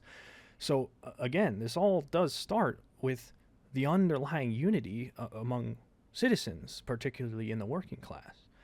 So in addition to that, though, FDR also raises taxes on the wealthy. So by 1943 or so, you can see the top bracket income tax rate is over 90%. And of course now we're moving into World War II, right? The economy has kind of recovered, and we ramp up production to fight the Nazis, okay? And as you could probably guess, when you are fighting a group like the Nazis who are trying to conquer the world, you're going to throw aside your cultural and social differences within your own nation in order to conquer or to defeat the greater evil that is threatening all of you.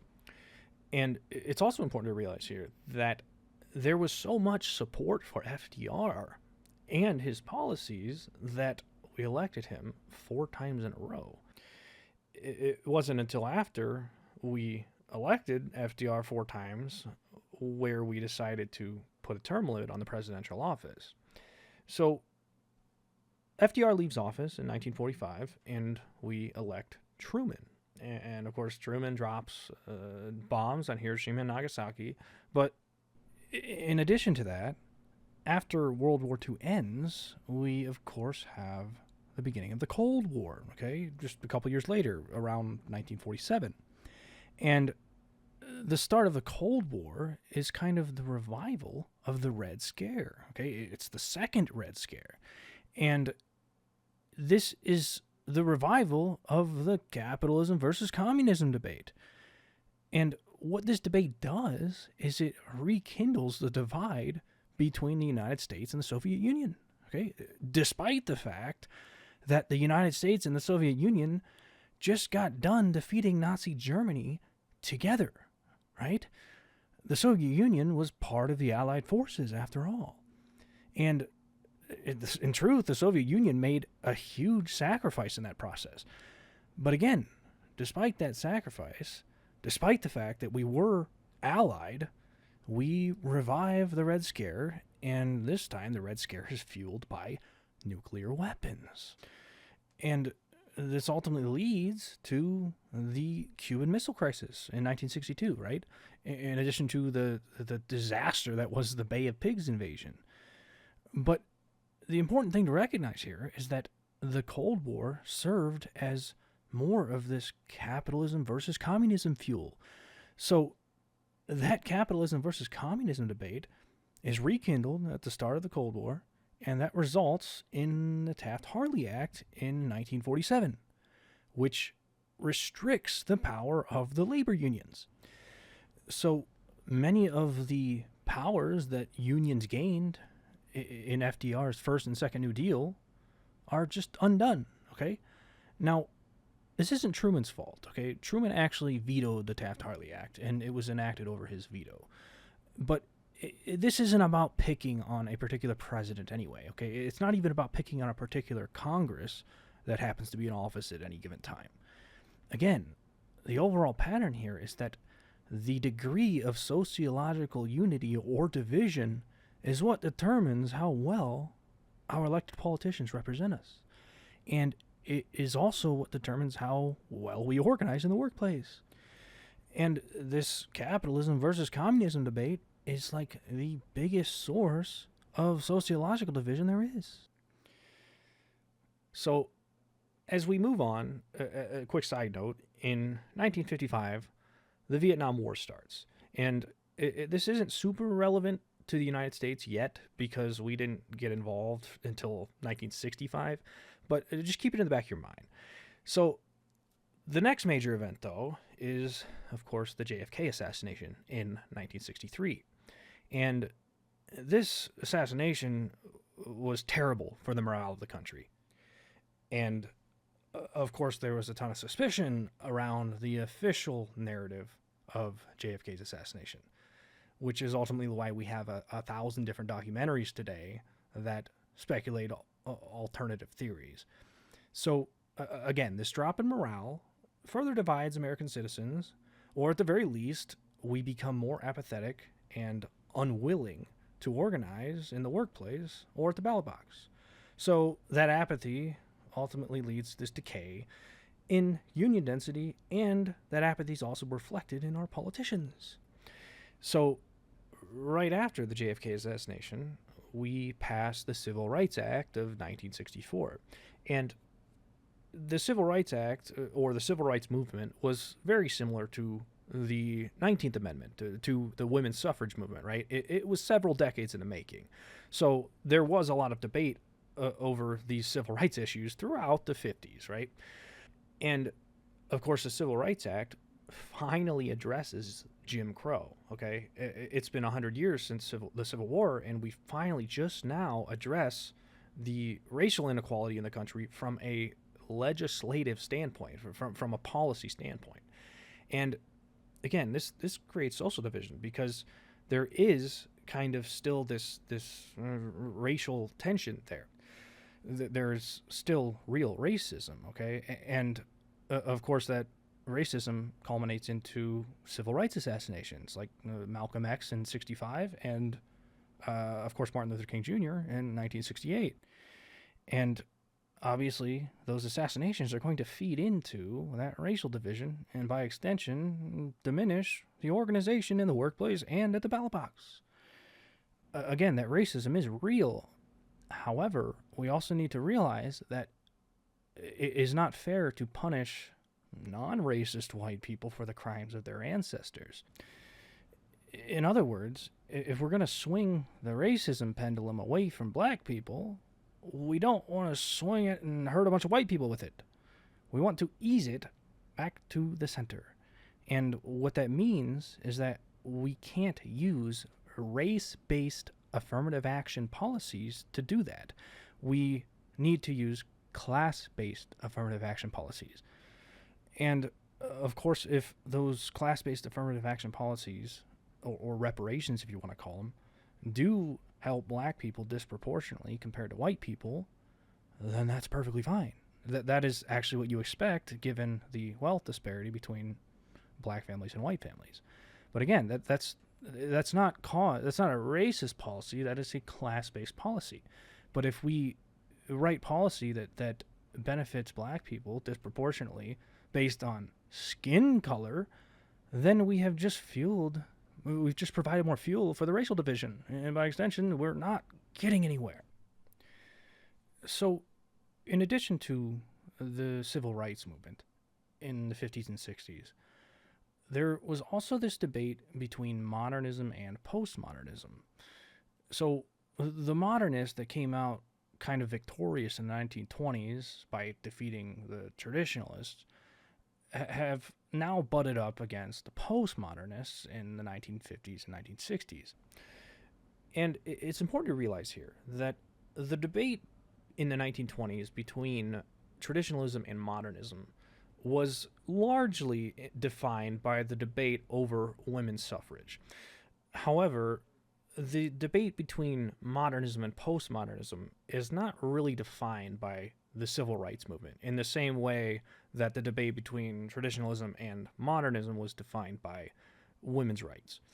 So the debate between modernism and postmodernism is more philosophical, okay? It's more about questioning universal truths. The postmodernism movement was more about skepticism than it was about civil rights movements in particular.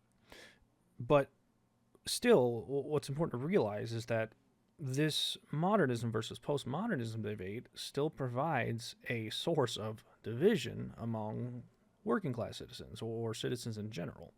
This debate provides a source of ideological identity, right? People identify as modernists or postmodernists, and then they begin to fear the other opposing side of that debate. And, of course, those ideological divides diminish organization in the workplace, and that is shown in this decreasing union density over time. And of course, as we move on, I already mentioned that the United States entered the Vietnam War in 1965, and this was a very unpopular war, okay, and increasingly so. So these veterans came home, and we just threw them to the street.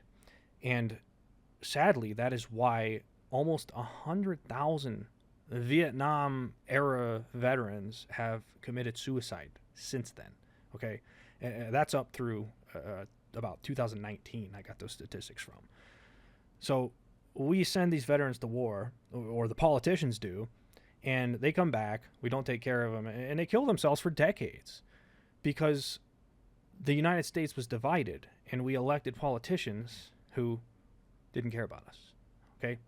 So the Vietnam War ends in 1975, and what happens next is Reaganomics, okay? So in 1981, we elect Ronald Reagan, and you'll notice there's a huge step down in the top bracket income tax rate in that year. So at this point, I'm going to talk about why it is that the union density curve is kind of smooth while the top bracket income tax rate is, it takes these large steps up and down, right? Why is that? Well, it's because elections only happen every 4 years. So we elect politicians, and therefore the economic policy changes come in kind of big waves rather than the kind of gradual decrease that we see with union density, right? So again, Reagan passes the Economic Recovery Tax Act of 1981, and that slashes taxes on the wealthy down to 50%, as you can see here. And what you will often hear from a lot of people on the left nowadays is that Reaganomics is the cause of our problems today. It's the cause of the wealth inequality. But if we look back to the JFK assassination, you'll notice there's another big drop there. In fact, it might be as big of a drop as the one that occurred in 1981. Actually, it's a little bigger. So how is it that we're putting all this blame on Reaganomics when this pattern started at the JFK assassination? The fact is, Reaganomics is not the cause of the wealth inequality today. It is just an expression of it, okay? And it is an expression of that deeper underlying division in society. So it's not that trickle-down economics doesn't work. It is that underlying division in society doesn't work. And that division expresses itself as neoliberal trickle-down economics. So the union density line here is actually a better proxy for the division than the top bracket income tax rate is. Because again, the top bracket income tax rate moves up and down in steps in response to us electing the politicians who will either raise or lower taxes. But because you don't have to wait until the next election to join a union or to leave a union, this union density curve is smoother, okay? Now, at this point, I can start to paint a better picture about how it is that these tax rates are dropping and why they're dropping. So, as this union density curve drops, again, that's kind of a proxy for the amount of division in society or the degree of unity. As the degree of division increases, what ends up happening is that people start to fight over culture wars. They start to fight about race or religion or gender or abortion, right? And the end result of this is we elect politicians who don't represent us. But even worse than that, what I think happened here was that there was a consciousness, a ruling class consciousness that developed to take advantage of that division, okay? So as this social and cultural division increases, a ruling class develops to take advantage of it. And what that ruling class does is it captures the entire government, okay? This is that media state corporate merger I was talking about. So in 1981, Reagan didn't have a Republican House and Senate. He only had a Republican-controlled Senate, but he had a Democrat-controlled House. And yet, he still managed to pass these tax decreases, these tax cuts on the wealthy. So, in other words, this ruling class consciousness that is taking advantage of this division has captured both the Republican and Democrat parties. This is a very important pattern to recognize. And if you look at this blue line, you'll notice that it kind of levels out after about 1990 or so. And it steps up and down plus or minus 5% or so. So those steps up actually do correlate with Democrat administrations, whereas the steps down correlate with Republican administrations. However, notice that those steps up and down are only, again, about 5% or so. We're not coming anywhere close to the World War II top bracket income tax rates. And in conjunction with that, the union density is still dropping. So my argument here is that the Democrat and Republican Party are playing as each other's controlled opposition, okay? They are giving you marginal changes to try to buy your votes and to ultimately distract you from the fact that you are getting robbed. They're trying to distract you from the fact that the union density percentage is literally as low as it was during the Great Depression. And the top bracket income tax rates are just above it, right? Top bracket income tax rate right now, about 35%, right? It was 25% during the Great Depression. They're keeping us just happy enough to not revolt. Just happy enough to stay out of an economic depression, okay? And this is why we are on the brink of another economic crash, right? There's this AI bubble that's going on right now, and it's bound to crash any second now. So to kind of go back, I'm going to add some couple more events in here to kind of fill in this picture. So we start another war in 1990. It's a quick war, the Gulf War, right? This is a war over oil, and it ultimately sets the stage for the Afghanistan and Iraq war. But again, this war just another expression of the corrupt military-industrial complex that has seeded itself thoroughly into the government at this point. Next, the Cold War ends, right? The Soviet Union collapses in 1991. Just add that little marker in there. And then in 1996, we pass the Telecommunications Act. Now, what does the Telecommunications Act do? Well, it enables the mass conglomeration of media outlets into 6 companies, okay? And in fact, it's only 5 companies today. So, in other words, everything that you watch on TV, particularly around politics, is owned by one of 5 companies. And this Telecoms Act, which is, by the way, a bipartisan bill signed by Bill Clinton, is a major step in enabling the creation or even the solidification of the media state corporate merger that I was referring to earlier. So let's fast forward a little bit up to 2001, okay? 9/11 occurs, and we go to war with Afghanistan. And of course, this war lasts for 20 years, and it costs $2.3 trillion, and we get absolutely nothing done in the process.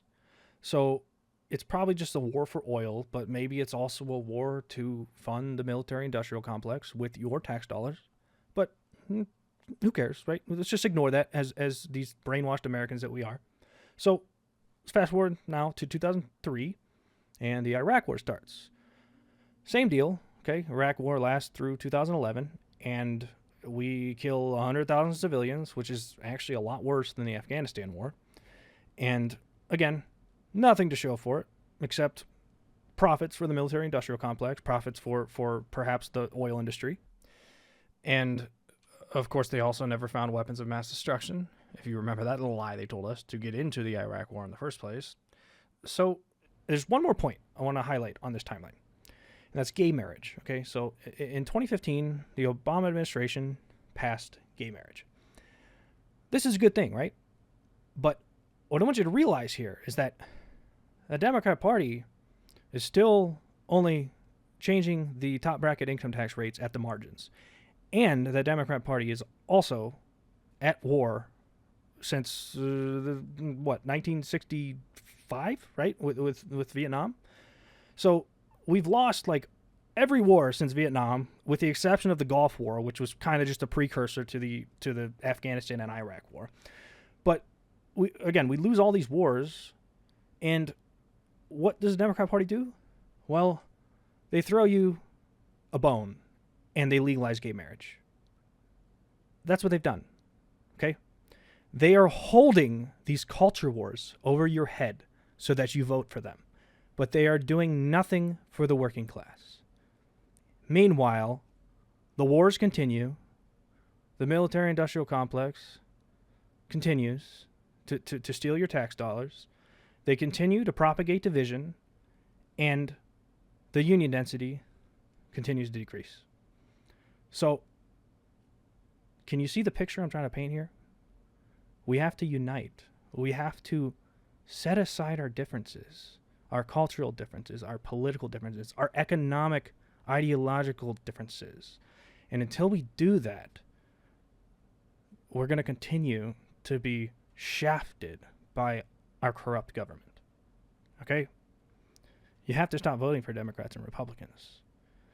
I don't care if the Republicans threaten to take your right to abortion away, because the Democrats are just holding abortion legalization over your head. After all, why did they not codify Roe v. Wade when they had the chance? It's because it wasn't politically expedient, right? Of course, in reality, that abortion legalization, that abortion culture war, might be the very last culture war they have to hold over your head. So they got to hold on to that one. They got to keep that one in their back pocket in order to keep this divide and conquer strategy alive. These parties aren't your friend, okay? Neither of these political parties are your friend. There are good Democrat and Republican politicians, but they are far and few between, okay? There's even good libertarian politicians and independent politicians. But again, remember how that media-state corporate merger functions, and you will begin to see how this divide and conquer strategy is playing out. Now, there's one more bit I want to add, one more bit of context to kind of pull this whole previous century together, okay? So, remember, throughout this century, we were innovating, right? We were inventing technology. We invented radio, we invented television, and ultimately we invented internet. What these technologies did to our communication explains everything, okay? We invent radio, and what happens? Well, we start listening to the radio host, right? What do we lose when we start listening to a radio host? We lose two-way communication. All of a sudden, you're no longer talking to the person you're listening to, okay? You are being programmed. You are being told what to think, rather than practicing how to think by having a conversation with another person. So, radio starts this process. Radio begins the process of diminished two-way communication. Later on, with the adoption of television, it continues this process. All of a sudden, people are being told not to talk to their family and friends about politics, religion, and money. And those same people are the ones who are talking at you about politics, religion, and money. Can you see the problem here? So, fast forward a bit more. The internet comes into the picture. And with the internet comes social media. And social media gives the average Joe a voice. It gives me a voice. That's what the internet enabled. That's what social media enabled. This returns the two-way communication, because I can talk to you, you can talk to me, but beyond that, the average person can become a radio host. The average person can become a podcast host, right? So social media is often blamed for all of the division we have in society. But that's a ruse. Social media is a tool, and that tool operates according to how we choose to use it. So if radio and television created a bunch of division by forming these echo chambers with all of this one-way communication, and people hid in those echo chambers for decades, what do you expect to happen when you throw all of those same people into a chat room on social media, into a Twitter thread, or into a Facebook thread? All that division that was building up is going to express itself. This division was never caused by social media, okay? Remember that union density line is a good proxy for the degree of unity in society, okay? And by extension, the degree of division. So the division has been increasing since 1950, since the Cold War started. And it's because the powers that be were either fooled into believing or truly believed that there was a difference between capitalism and socialism. There never was. It was always an illusion. Capitalism and socialism are just two ways that the free market's competing subjective valuations express themselves. The powers that be are you and me. When you realize this, you realize that so long as you remain fooled by this capitalism versus socialism framework, there's no way out, okay? The only way out is to realize that we are all just scared human beings trying to survive, and we can choose to do that at the expense of our neighbor or with the help of our neighbor. So, despite the fact that I just criticized the Democrat and Republican Party, in truth, the Democrat and Republican Party are just scared people using propaganda to divide people to defend themselves. Okay?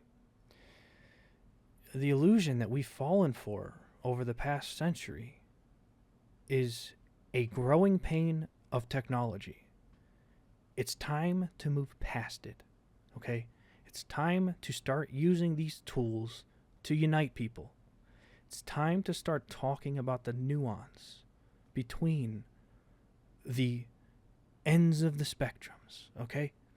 So we have to stop pretending that there's a difference between corporations owning the government and government owning the corporations. The potentials for both are the same, okay?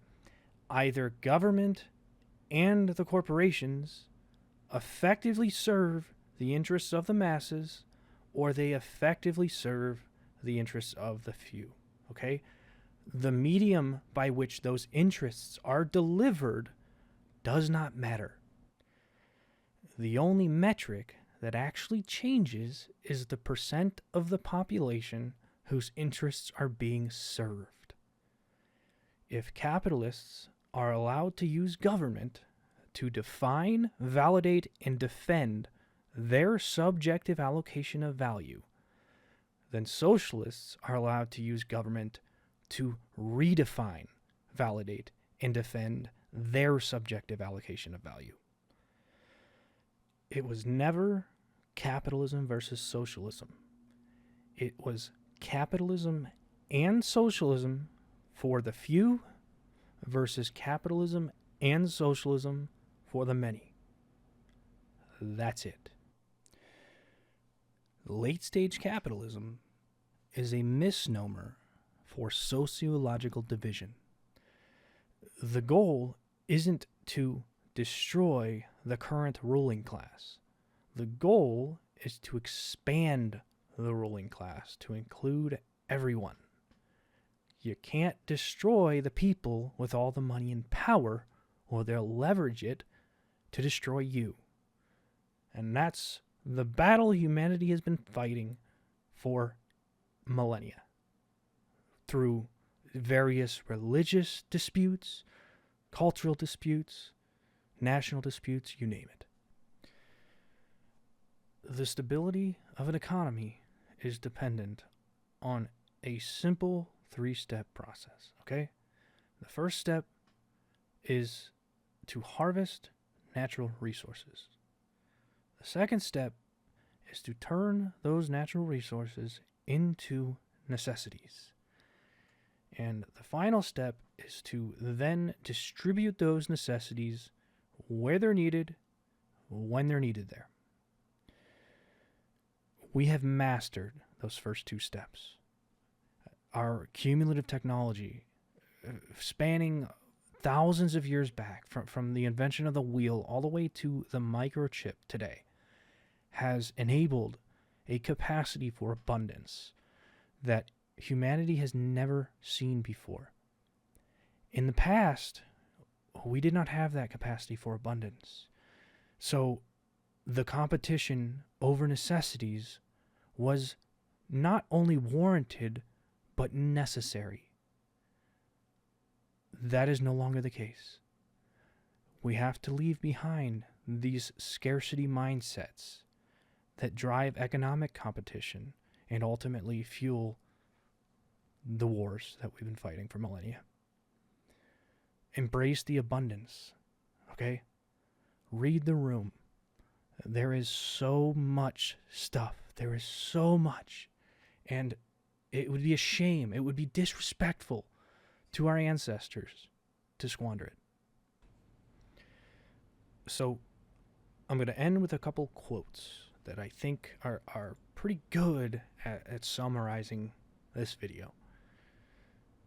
Under capitalism, man exploits man. Under socialism, it's vice versa. The only way to avoid the exploitation is to leave behind the ideas, the identities with capitalism and socialism altogether. We have to prioritize our identity with the greater humanity, not any subgroup within humanity. Otherwise, we will continue to feed these vicious cycles of intra-species competition that ultimately lead to our own undoing. Eternal vigilance is the price of freedom. Okay? So if you don't remain vigilant, you will inevitably get afraid and you will blame your fellow neighbor for your fear. And then you will control them and they will have no choice but to return the favor by controlling you. And everybody loses freedom in the process. The solution is accountability, okay? Personal accountability. It starts within yourself. Accountability isn't saving money at the expense of your employees or investing capital that siphons wages away from laborers. Accountability isn't feeding into the division in society by blaming and shaming others. Accountability is being kind and generous with your neighbor and your enemy alike, even when it seems like the scariest possible thing that you can do. In fact, the scarier it is to be kind and generous, the more crucial it is that you be kind and generous. Accountability is obedience to the golden rule. The golden rule isn't so much a suggestion, but more of a natural law, okay? Collective humanity will treat itself tomorrow in accordance with how it treats itself today. But there's a caveat. Yesterday's tomorrow is not today, okay? Today is a new day. Today offers you a chance to forgive yesterday's transgressions. Accountability is forgiveness. Don't become a victim of your own certainty. Thanks for watching.